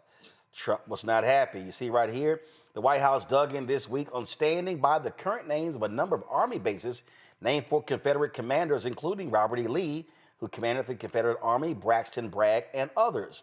Trump wrote on Twitter on Wednesday that he considered the door closed to renaming military installations after Defense Secretary Mark Esper had appeared to open it, and Press Secretary Kayleigh McEnany reiterated that the administration believes the name should stay. Now, just in case I need to remind y'all of what this was like, listen to the racist language that was used, because I just want y'all to understand.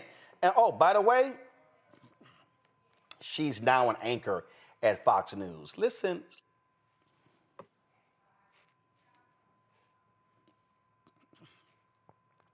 All right, trying to get it to play here, so give me 1 second. See, y'all, these folks here, it's real clear who they are. It's real clear what they stand for. It's real clear who they actually represent. All right, here we go. Listen to this. Fort Bragg is known for the heroes within it that trained there, that deployed from there, and it's an insult to say to the men and women who left there the last thing they saw on American soil before going overseas, and in some cases losing their lives, to tell them that what they left was inherently a racist institution because of a name. That's unacceptable to the president, and rightfully so. And I would also note, where do you draw the line here? I'm told that no longer can you find on HBO Gone with the Wind because somehow that is now offensive. Where do you draw the line? Should George Washington and Thomas Jefferson and James Madison be erased from history? What about FDR and because of internment camps? Should he be erased from history, or Lyndon Johnson, who has a history of documented racist statements? And finally, what about people that are alleged by the media to be segregationists? NBC tells us Joe Biden didn't just compromise with segregationists, he fought for their causes in schools, experts say. CNN tells us letters from Joe Biden reveal how he sought support of segregationists in the fight against busing. And Washington Post tells us that Biden's tough talk on 1970s schools desegregation plans could get him new scrutiny. And there are complaint. And see, Matt, this is real simple. They are appealing to the white racists in the Republican Party. That's all this is. And one of the ways that they do that is framing everything as black as somehow being ideological. I mean, we talked about that the last week on the show, but that's what's so insidious and just malicious about it. It's a lot of this stuff is just purely historical fact that is being cast as somehow being ideological because it's black people. And to your point, A lot of the way you see their rhetoric surrounding this being sold is this idea of like, why are we allowing people to co-opt America? We need to take it back by virtue of sanitizing history. Basically, people are lying about what the history is. But we know, number one, the truth of the history is indispensable contributions by Black people, just across the board, number one. But number two, if you take ideology out of it and it's purely historical, I don't know how you make that, a political issue or make it an issue of one group of people versus another, whereas it's just a demonstrable fact. So I say that to say this. That's exactly what they're appealing to. That's exactly who they're appealing to. And it's terrifying that in this country, there's a large contingent of people who will see something as Black and see it as immediately being ideologically slanted or somehow being, it's carrying out some Marxist ideology or some far liberal ideology or whatever, when it's fact, historical fact. And the interesting thing about this is, as it relates specifically to the Confederacy, a lot of their objection, or at least purported objection, is this idea that people are not promoting American values. They're not adopting American values. They're not standing strong for America and what she stands for. But that's literally what the Confederacy did not do. It literally seceded from the United States of America and fought a war to have its own supremacy. I mean, that is like per se treason. And it's crazy to me that in the same breath, people who are in support of renaming these military bases and putting back up these monuments to Confederate people can not understand the intellectual cognitive dissonance that lies in that kind of statement, and the idea that you've got to be more American by standing up for American values and promoting American values, but I should have the right to promote the best example of a contingent of people who did not promote American values. And they'll never answer that hypocrisy, because it isn't about being logically, consistent. It's about Blackness, and it's about anti-Blackness, and it's about making anything that is tangentially related to Black be the enemy. And we're seeing that, and it's terrifying that people are allowing that. I mean, to this end, I'm a part of a committee here in the local town that puts on an annual parade. And I didn't know this, but as of, 5 or 10 years ago, there was like a group of Confederates who would march in this parade. And I told the people I was involved with, there's absolutely no way I'll be involved if they're involved. They're no longer involved.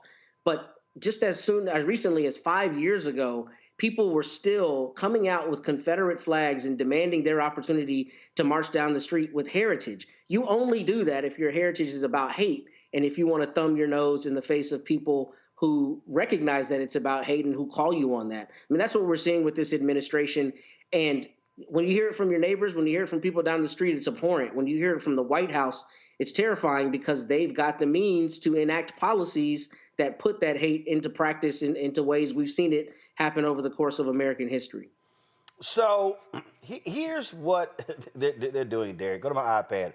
So here's a perfect example. So when the grossly unqualified Fox News anchor Peter Hegseth became Secretary of Defense, he began to do the reversal of the Army bases.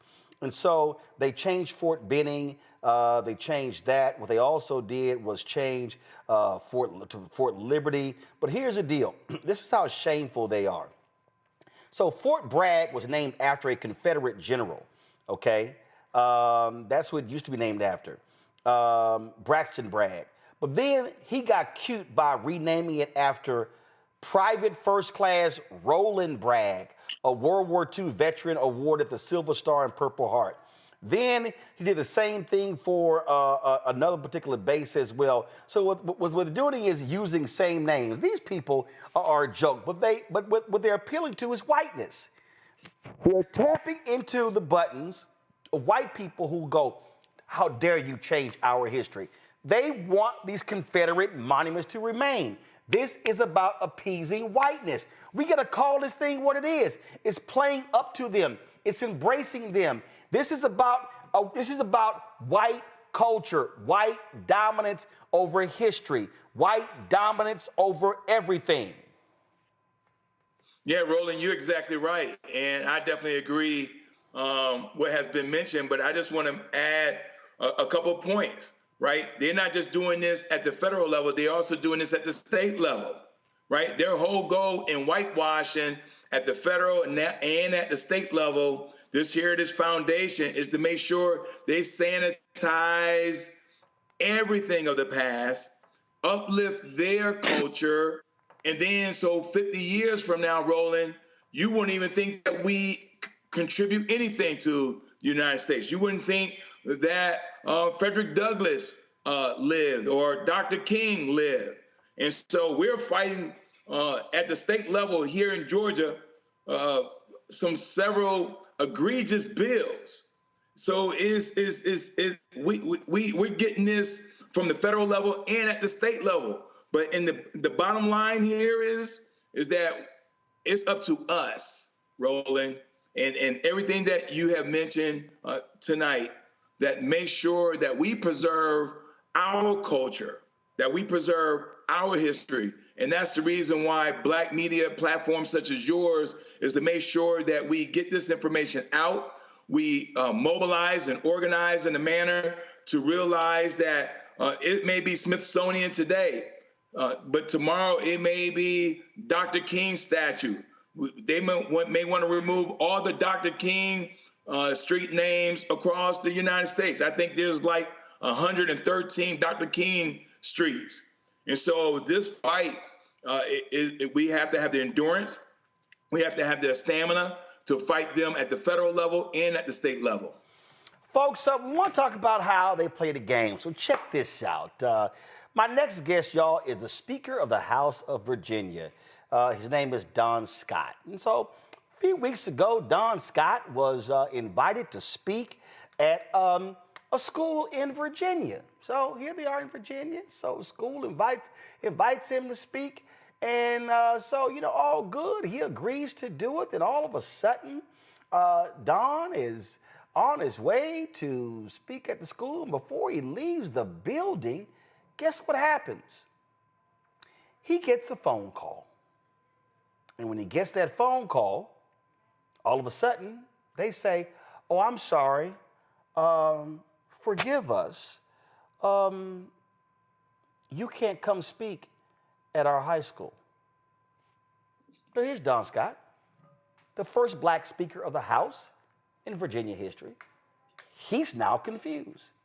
He's now trying to understand, why is it that I can't speak at First Colonial High School in Virginia Beach? So they then go, well, you weren't properly vetted. They also said, now this is the one that I really, really love, really, really love. They said that the parents at the school were unaware of his planned appearance. Okay, this is where I'm confused. This is just me.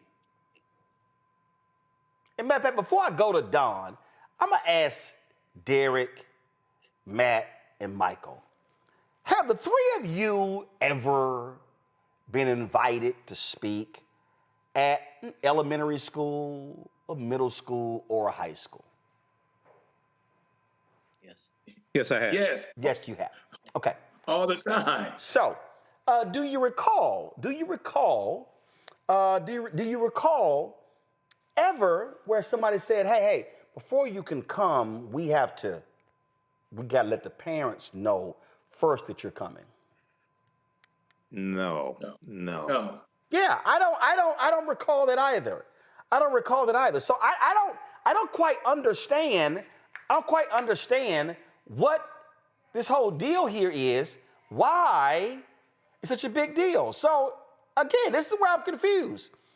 Y'all all know, I know, you don't have to sit here and get permission. Oh, let us let the parent, the Black guys coming to speak.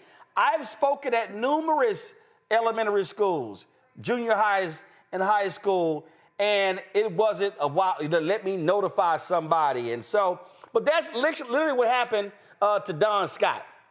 They literally said to Don, yeah, they've been vetted. So we're gonna have Don in a second. We're gonna have him on the show to talk about this nonsense. Y'all, This is the Speaker of the House of Virginia. And they literally said this here. Go ahead, Derek, go ahead.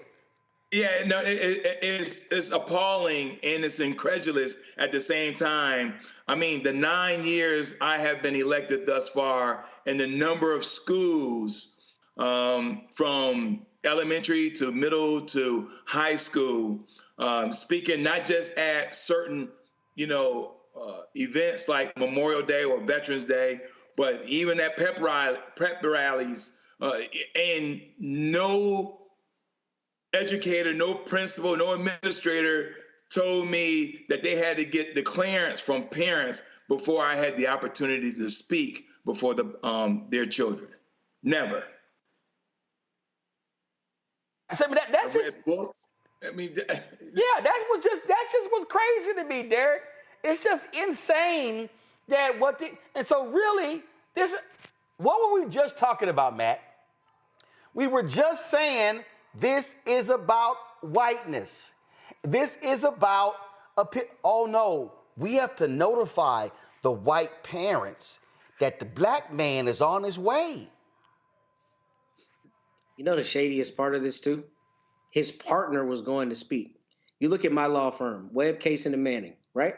So if one of my partners, Webb, was going somewhere to speak and I was coming to join them and they knew the law firm was Webb, Kaysen, and Manning, presumably they wouldn't need to vet the Manning because they know I'm the Manning in the name of that law firm. Now, obviously, he's the Speaker of the House of Virginia. But if it's his partner and his partner is allowed to be there and his partner has been vetted, you cannot tell me that they had an issue with vetting. First off, I mean, how do you have an issue vetting one of the most public figures, political figures in the state? But how do you have a problem vetting a partner to the person who's there, his law partner? I mean, that to me sounds like complete hogwash.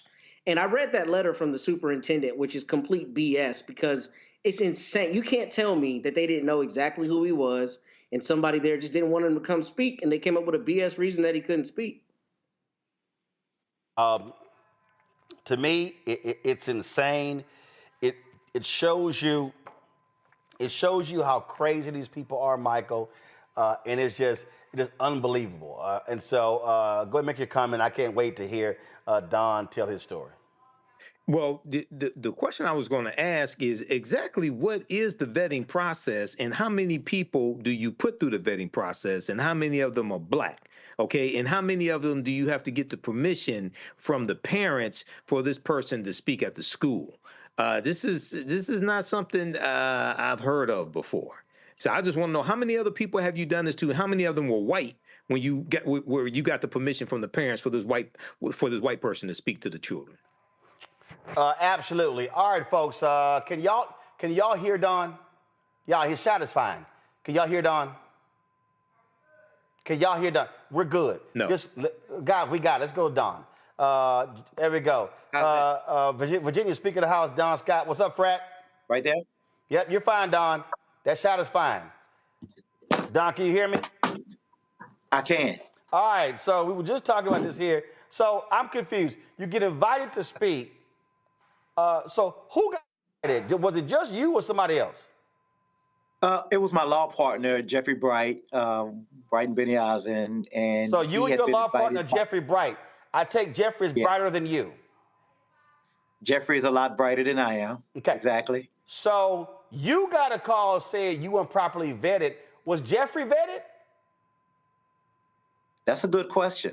I would be surprised. He has indicated to me if he was vetted, he has no idea what the vetting was. Was Jeffrey allowed to speak? Jeffrey did speak that day. Whoa, hold on. Wait, hold on. Now I'm real confused. So you and your law partner got invited. You're black. No, my law partner got invited about 2 weeks ago. He asked me, could I make it? Because he wanted to bring me along. And I said, my calendar's jacked up, not sure when I can make it. Then a few days before the event, my calendar freed up. I could make it at noon that day. And then he allowed me to, then I told him I would be coming in. He called the student, I think, who originally invited him. That person contacted the teacher. Jeffrey spoke to the teacher. They got excited. It was originally supposed to be a small room or a class. I guess because I was coming, they decided to move it to the auditorium or to a larger space. And then the word got out, I guess, within 24 hours.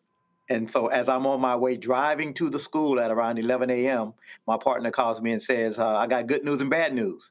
The good news is you don't have to drive over here to Virginia Beach. The bad news is that they are barring you from the school property because you haven't been properly vetted and parents hadn't been given 24 hours notification. That's what happened. Okay. And that's what they allege happened. So, what the hell did the district tell you? So does the district have a policy that any speaker or anybody who's invited, that they have to tell parents who's coming on the campus? No, that's not the case. They actually did send me a policy, and the policy basically says that the principal, whoever is invited as a speaker, the principal has to have notification. That was it. No, nothing about parent notification or any of that other stuff. And so at the end of the day, it just, you know, I know what it is. You know what it is. I'm the highest ranking Democrat in the state. In the state elected official, other than the federal officials, I'm the Speaker of the House here, first Black speaker in the 405-year history of Virginia. And I think they would never have done this to the governor, lieutenant governor, AG.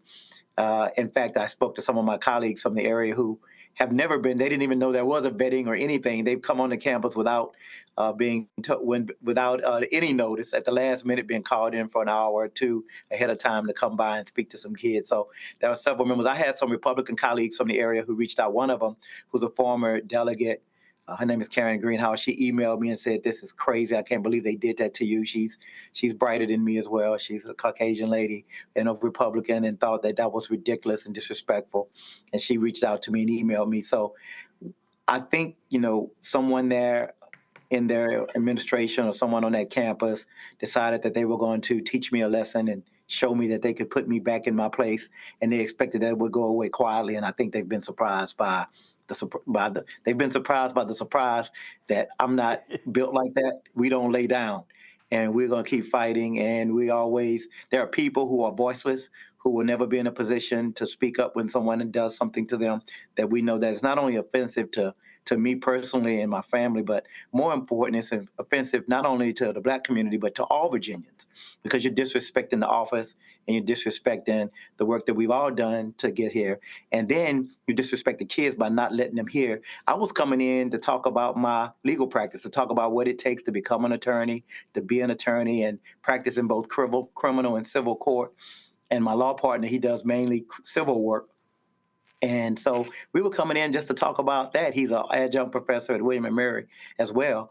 And so we were coming in to have fun. In fact, he dragged me kicking and screaming. I didn't even want to come. So this is how God works. He puts you in these positions where I was really trying not to go, and he dragged me kicking and screaming. And then now all of a sudden I get into this mess. So that's where we are now. Absolutely crazy. So yeah, I'm quite sure they are not a fan of all this attention they've now gotten.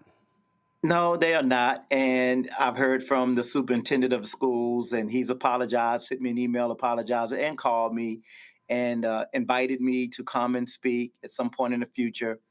I told him I definitely would come, because I don't believe in, last night I watched Selma and watched them go back and cross that bridge. So I think, we don't run from these opportunities to be in front of those people who may not like us. And so I definitely, but not only it's not about the adults.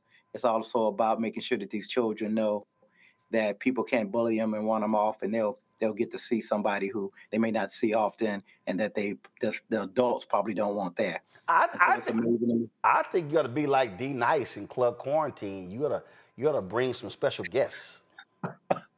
Sound like Roland Martin might be coming to Virginia Beach, baby. I'm just saying. I think you got to roll in with some special guests.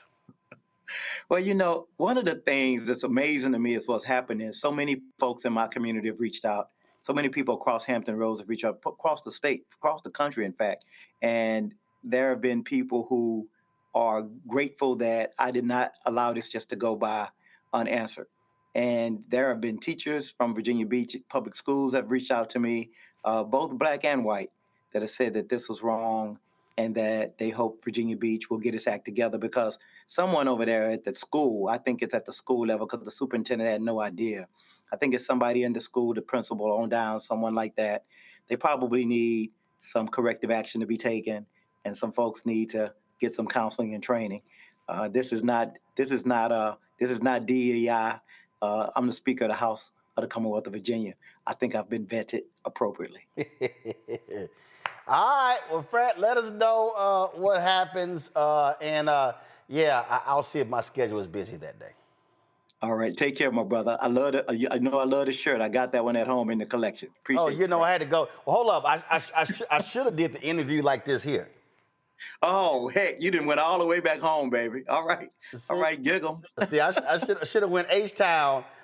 We just finished the livestock and rodeo show. Of course, the largest rodeo in the world in Houston. All right. I appreciate it, Fred. Thanks a lot.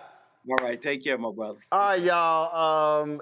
I got to tell y'all this here before we go to our final story. First of all, I need y'all to roll Where's Our Money? Go ahead and roll Where's Our Money. I'm about to give y'all some game to understand how black media gets screwed. Roll that.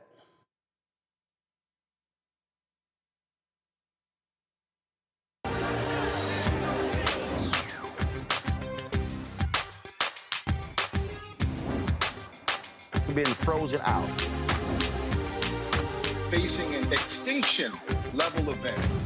We don't fight this fight right now, you're not going to have black-owned media.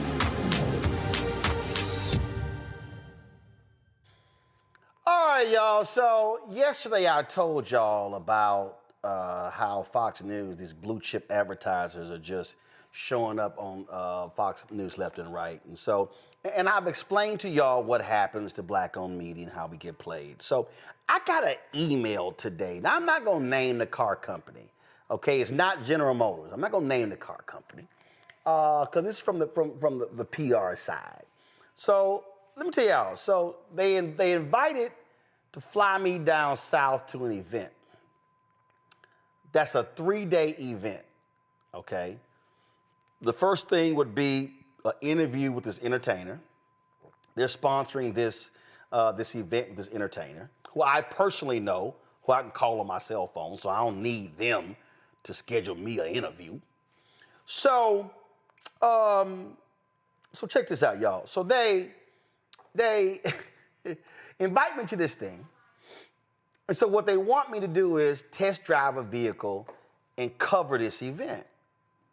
Okay, now this is the third time this car company has invited me to something.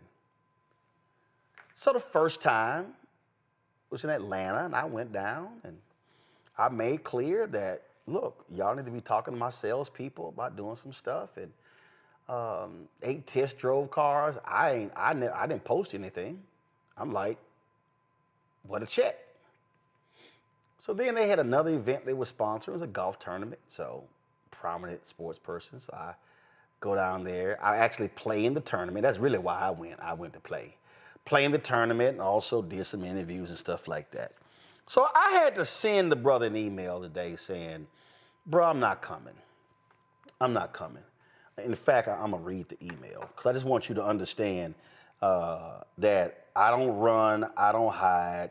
I let folk know exactly how I feel because they need to be aware that I don't play games in terms of playing black media small.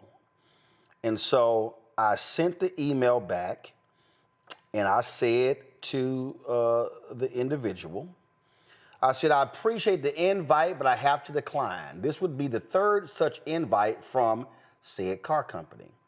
And there have been 0 advertising dollars that said car company has spent with my show or network. The problem is I'm the one providing value and access to my audience, 1.77 million YouTube subscribers and 30 million views a month, plus 5 million total social media followers. And all I'm getting is a trip to said city. Me spending 3 days there is a very long commitment. My time is just as valuable. Now, I understand that your job is to drive earned media and PR, but mine is to also stay in business. The position that I have taken with other brands, especially the streaming services, is that if my audience is valuable enough to present a product, then it's also valuable enough to advertise to. If your media buyers want to do an ad buy associated with this, I am more than happy to discuss that. But I simply cannot provide free media exposure to my audience in exchange for a 3-day trip. Now let me explain to y'all what these companies do. I have to explain something to y'all. And it's been a long time. See, what they do is they offer a free trip. Yo, we got a junket. You can cover this event in New York. You can cover this junket in LA. And so the black media people, oh, this is great. Yo, we can interview celebrities. I got a trip to LA and the junkets at the Four Seasons. So they got me a per diem. I can stay at the Four Seasons for one night. And oh, man. And so what do they want us to do? Do 4 or 5 interviews, come back with photos and videos and all that sort of stuff, and do all this coverage. We've done it. I've worked at 3 black newspapers. We've been there, done that. Okay? And so they sit here and they'll, oh, man. So it's all this sort of stuff. I know some magazines, major magazines, same thing. They'll sit here and say, yo, so they'll offer a trip, Aruba, Jamaica. So what happens is the editors of the black magazines will sit here and they'll sit here and take it and they'll go somewhere. They might spend 3, 4, 5 days there taking care of them. They come back, they do a 4-page spread. Okay, first of all, you just handed them more than $100,000 worth of value. And all you got was a trip. And I literally know some black people who that's their lifestyle. They take all these free trips and all these little free things and they run the stuff and they ain't paying for no ads. Y'all, this is what they do to us. I keep saying that a lot of black-owned media people accept a crumb and they treat it like it's a meal. Here's the deal. I can pay, if you do the math, if I pulled up the cost of a ticket to fly to this city for 3 days, and I already know the entertainer, so I can call him to get tickets. And then if I pull up the price of the hotel, then the car rental, I guarantee you that ain't even coming up to $2,000. And if I was gonna charge them to run ads here, I'm gonna charge them at least 25 grand. So why would I take a free trip? This is what they do. They, all y'all watching and listening, they want, and this is not just car companies. This is all the movie companies. This is the streaming companies. All of them. Hulu, Prime Video, all the movies. I told y'all why I don't let these people come on my show. Because if you value my audience enough to promote your product, value us enough to cut an advertising check. Because you damn sure run ads on other places. If we don't operate this way, Matt, you're an attorney. Cats can't come to you thinking they're going to get free ass legal work. Want your expertise, but want to give it for free. I need people, this is where we as black folks have to say, I'm good. I don't need the trip. Because if you can't cut a check for advertising, you can't get me. Not for 3 days.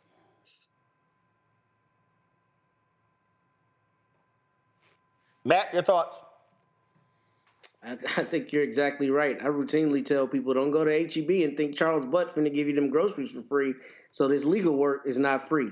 And I think they do need to cut a check to you because look, you're an established brand. You're the voice of Black America. I mean, the idea that you get some benefit out of helping them by going on a 3-day trip is an absurd idea. And I think, look, you know, people of all colors are going to try to get something free, cut a corner.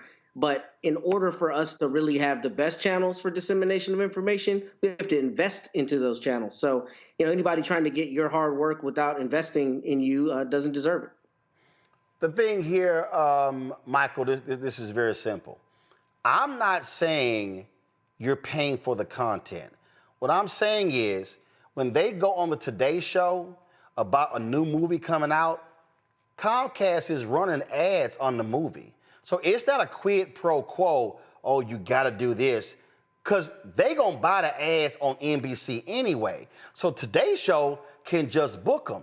But what they want to do to us is never buy ads, never buy magazine or newspaper ads or digital ads or radio ads, but then want us to cover all the stuff for free.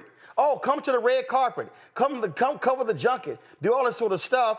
I'm sorry, you got bills to pay. Absolutely. And, I worked for three radio stations in my 15-year media career, one in sales, two as a radio show host. And it's always a challenge in trying to get corporations to buy radio ads on Black-owned media or Black-targeted media, either one. And I can tell you specifically when it came to political ads in the 2016 campaign, when I was on 910 AM WFDF here in Detroit, the radio station owner had to tell all the political candidates, you cannot come on this radio station and speak to our listeners unless you buy an ad campaign, unless you buy radio ads. Because just like you're saying, what they want to do is they want to get to your viewers, use your platform, but don't want to spend money because they don't value us like this. And this is how African-American owned media especially gets locked out and cannot grow. You call hell because of the money that the Kamala Harris campaign spent buying ads on your network. Well, what the fuck do you think a network does? See, and now there was $340 million, I think that was the correct number, $340 million spent on campaign ads for the presidential campaign? No. How much was it? No. Her campaign spent $600 million. The total expenditure in political campaign money last year was almost $10 billion. Okay, right. Okay, so people get mad because you got, I think it was $350 million. $350 million for advertising. I said 350,000. 350,000 we got. They spent $600 million. Exactly. Now, they spend with white-owned media. Nobody has a goddamn problem. Nobody has a problem with that. But they spend money with Black-owned media. Now, all of a sudden, there's a problem and somebody's stealing money, somebody doesn't deserve it, things like this. That's a self-hatred right there. Yeah, but that's also called you don't own shit and you broke. Derek, I'm gonna go Derek real quick. It's real simple. Black business, it's the same thing, and I'm real clear. I tell Black people, stop walking to a Black business saying how much this costs. You don't say that shit at Walmart.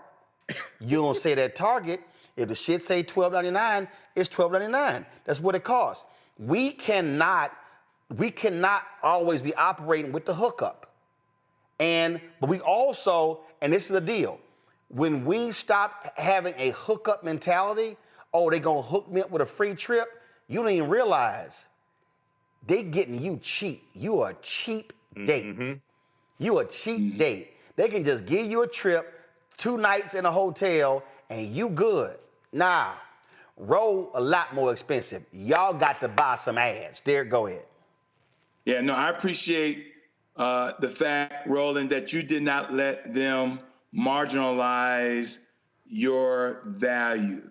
Because I guarantee you, and without even knowing this automobile company, that they did not blink if the Super Bowl said you have to spend $8 million for a 30-second ad. I bet you they didn't blink to say $8 million for a 30-second ad was too much. And so I appreciate the fact that you did not let them marginalize your value, because Black media plays a crucial and critical role in our community. That's the only way our voice can be heard. That's the only way we can control the narrative. Yep. And we know this to be true because we watched it during Black BET. And so we need to make sure that we keep Black media around. Yep, simple as that. So can't play us small, and so bottom line, I'd rather not waste my time with you. Again, if you say my audience is good enough to come discuss your project, is good enough to sell your project. Going to a quick break. We come back, we're going to talk about this award-winning podcast that studied the murder of, yes, the death, some say the murder, of prominent St. Louis activists. You're watching Roland Martin Unfiltered on the Black Star Network. This week on the other side of change. The economy is not working. Trump's got trade wars, recalls, the price of groceries are through the roof. And there is a better way. There is another way. Join us as we talk more about it and we reimagine something better on the other side of change. Only on the Black Star Network. I'm Russell L. Honoré, Lieutenant General, United States Army retired, and you're watching Roland Martin Unfiltered.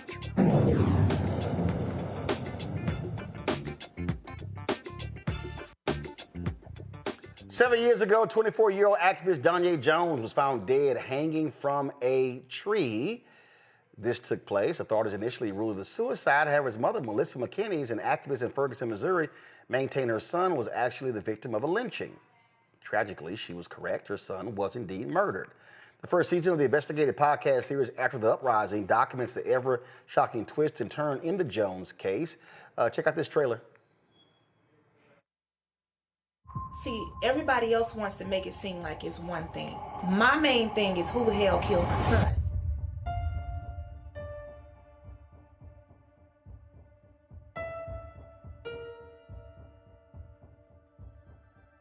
The Ferguson, Missouri activist found her son hanging from a tree, and police are ruling it a suicide, but the mother believes it was a lynching. Now she is calling for an investigation after she says police failed to do their job. He was not suicidal. Danya wasn't that type of person. I didn't expect to never see him again.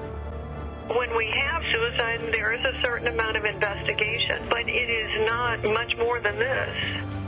It looks as though the possibility that Danya was murdered was never taken seriously by St. Louis County officials. I don't care if it was the police. I don't care if it was President Obama. I don't care. I need to find out who killed my son. All right, folks. In season 2, Ray Nowosilski and Maria Chappelle Nadal from the NAACP Image Award nominated True Crime Podcast may have solved 2016 murder of rapper and Ferguson activist Darren Seals. They both join us. So explain to us exactly what have y'all discovered? Walk us through it. Boy, that's a big one. With season 1, first of all, thank you for all the coverage you gave, both to Darren Seals' murder in 2016 and then the Danya Jones case in 2018. You did more than anybody else in video journalism. But we picked up that ball and we ran with it. We worked with the family of Danya Jones. Melissa McKinney is an activist for over 2 years to look at the death of Danya. And one thing we discovered was that she had always felt there was a rush to judgment, that there was a possibly racist or corrupt police detective who had decided right off the bat that it was suicide and not anything else. And as we looked at that, we discovered that before he was a detective, Timothy Anderer, the lead on that case, had in fact been involved in an incident of kicking and macing and then bragging about it on body cam of a black protester who was later elected to the House of Representatives in Missouri. And we also found out that he had learned that there were 2 additional males' DNA on the bed sheet used in Danya's hanging that weren't Danya's. And rather than test that sheet, he chose not to.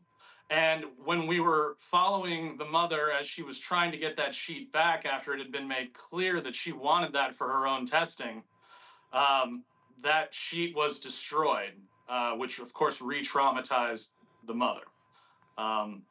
Then in looking at Darren Seals' case, we're the only ones at this point to have gotten a hold of the police report.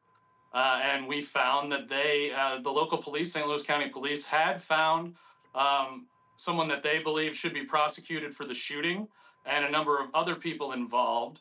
And the prosecutor of St. Louis County chose not to prosecute.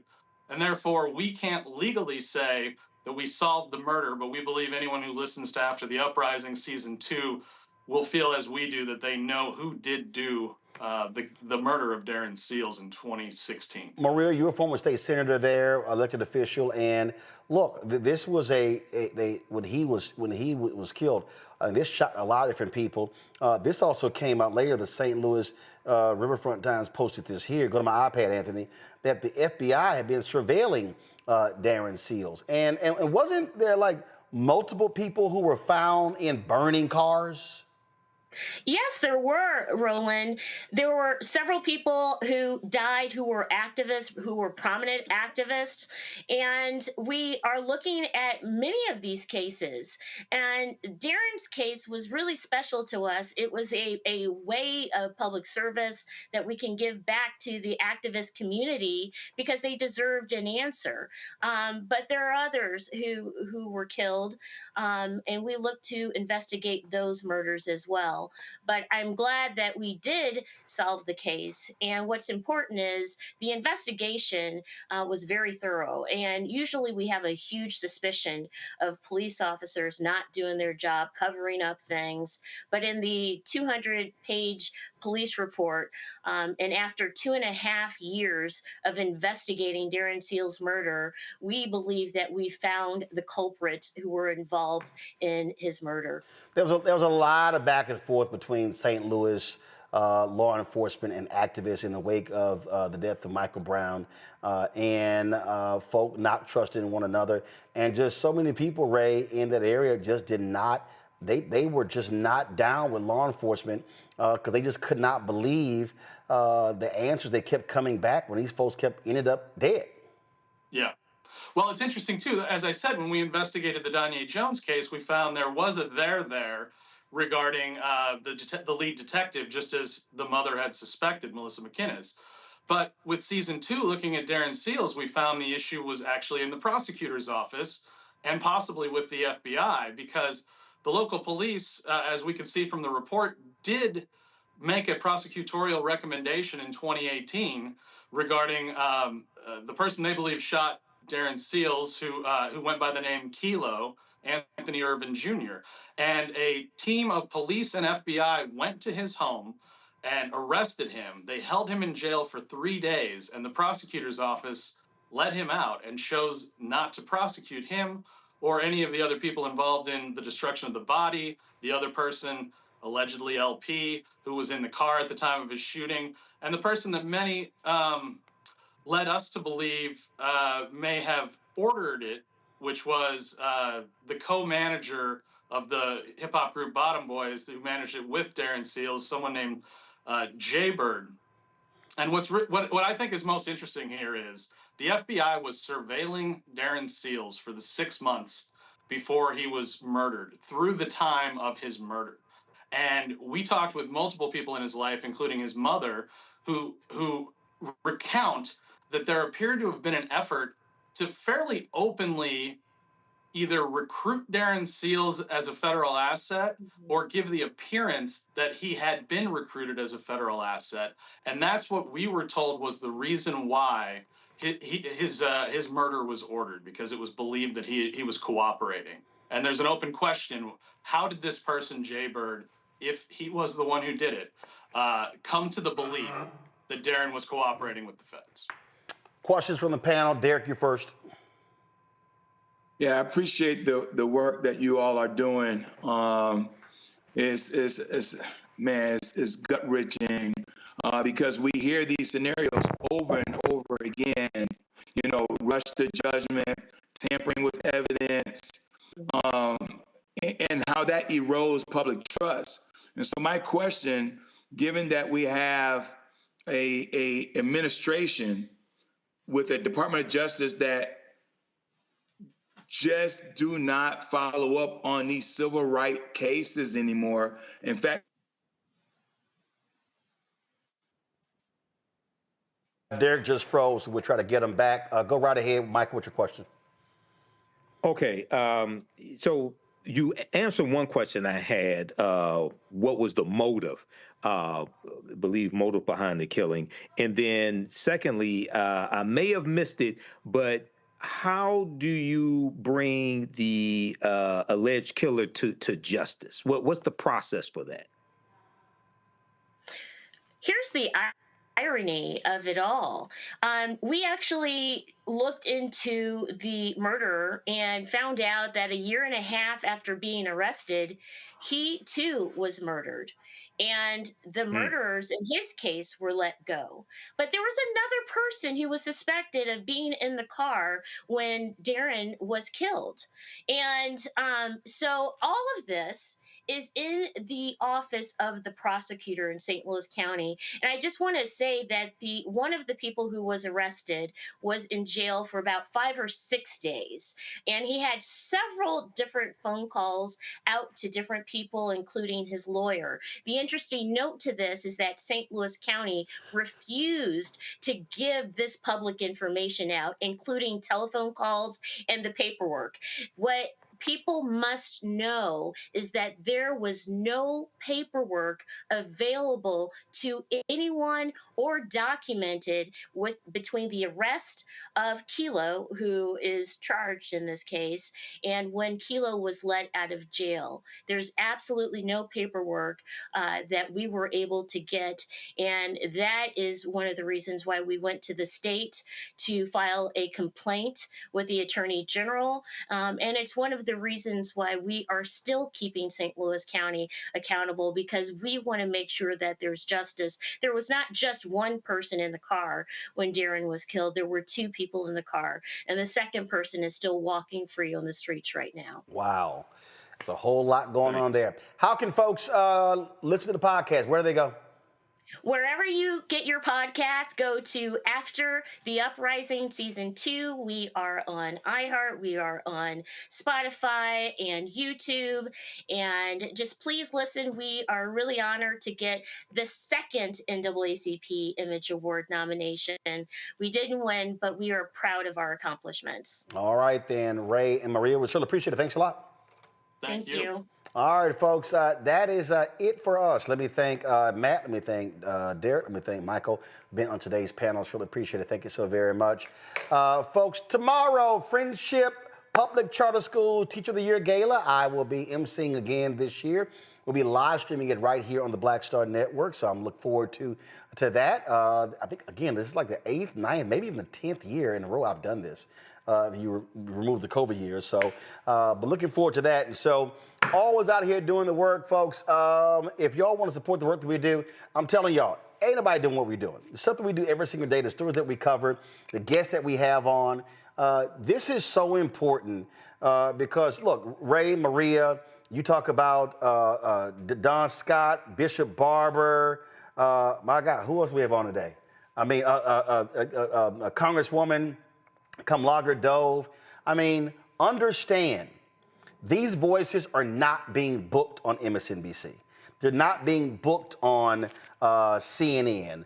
They're not being booked on Fox. We damn sure they're not being booked on Fox News or ABC, NBC, CBS. It's not happening. This is a way for us to have this conversation every night. I appreciate, look, we got weekly shows, but here's the deal. There's so much news and information that impacts us that's happening on a daily basis that we can't wait for a weekly show. Think about it. We do 2 hours, we went long today, but we do 2 hours a night. That's 10 hours in a week. So what are we gonna have, a 10-hour weekly show? Nah, it's way too much going on. And so when you support the work that we're doing, you are supporting the informing, the education, and enlightening of not just our community, but everybody else as well. Because I see the comments, I see the chat conversations, I get the emails, I see the notes that come in from people. The reality is, people are supporting the work that we do. There's a reason we're hitting 30 million views a month. There's a reason we're moving closer to 2 million YouTube followers. It's all organic. We're not spending money taking out ads and trying to boost and all that sort of stuff like that, because frankly, it just costs too much. And so we're just building this thing brick by brick by brick. So your support is absolutely crucial. If our fan base is able to get, I'm telling y'all, I was literally following up today with a company, the black-owned company out of Los Angeles, Quantity, that's going to be rebuilding our website. I'm talking about hiring at 1 or 2 staff writers in the next 30 to 60 days. We're going to be kicking out content there as well. We're sitting here examining AI tools, how to take the content that we do on this show and then populate that into written form for our site, sending that stuff out as well. So all that stuff costs money. And so when you support us, this is what we are absolutely building. So y'all now understanding why I don't play myself cheap. Now y'all understand why, I'm sorry, politicians, you're not going to sit here and want to come on this show or want me to travel to cover something, but y'all don't want to advertise. But y'all will run ads like crazy on CNN and Fox and iHeartRadio and Cumulus Radio and Sinclair Television. Nah, it's not going to happen. And so we are trying to build a 21st century media company that's independent, that's black owned. And listen, y'all, I already told y'all, I'm not doing that gossip bullshit. I'm not. I don't give a shit about LeBron and Stephen A going back and forth. I ain't talking about it.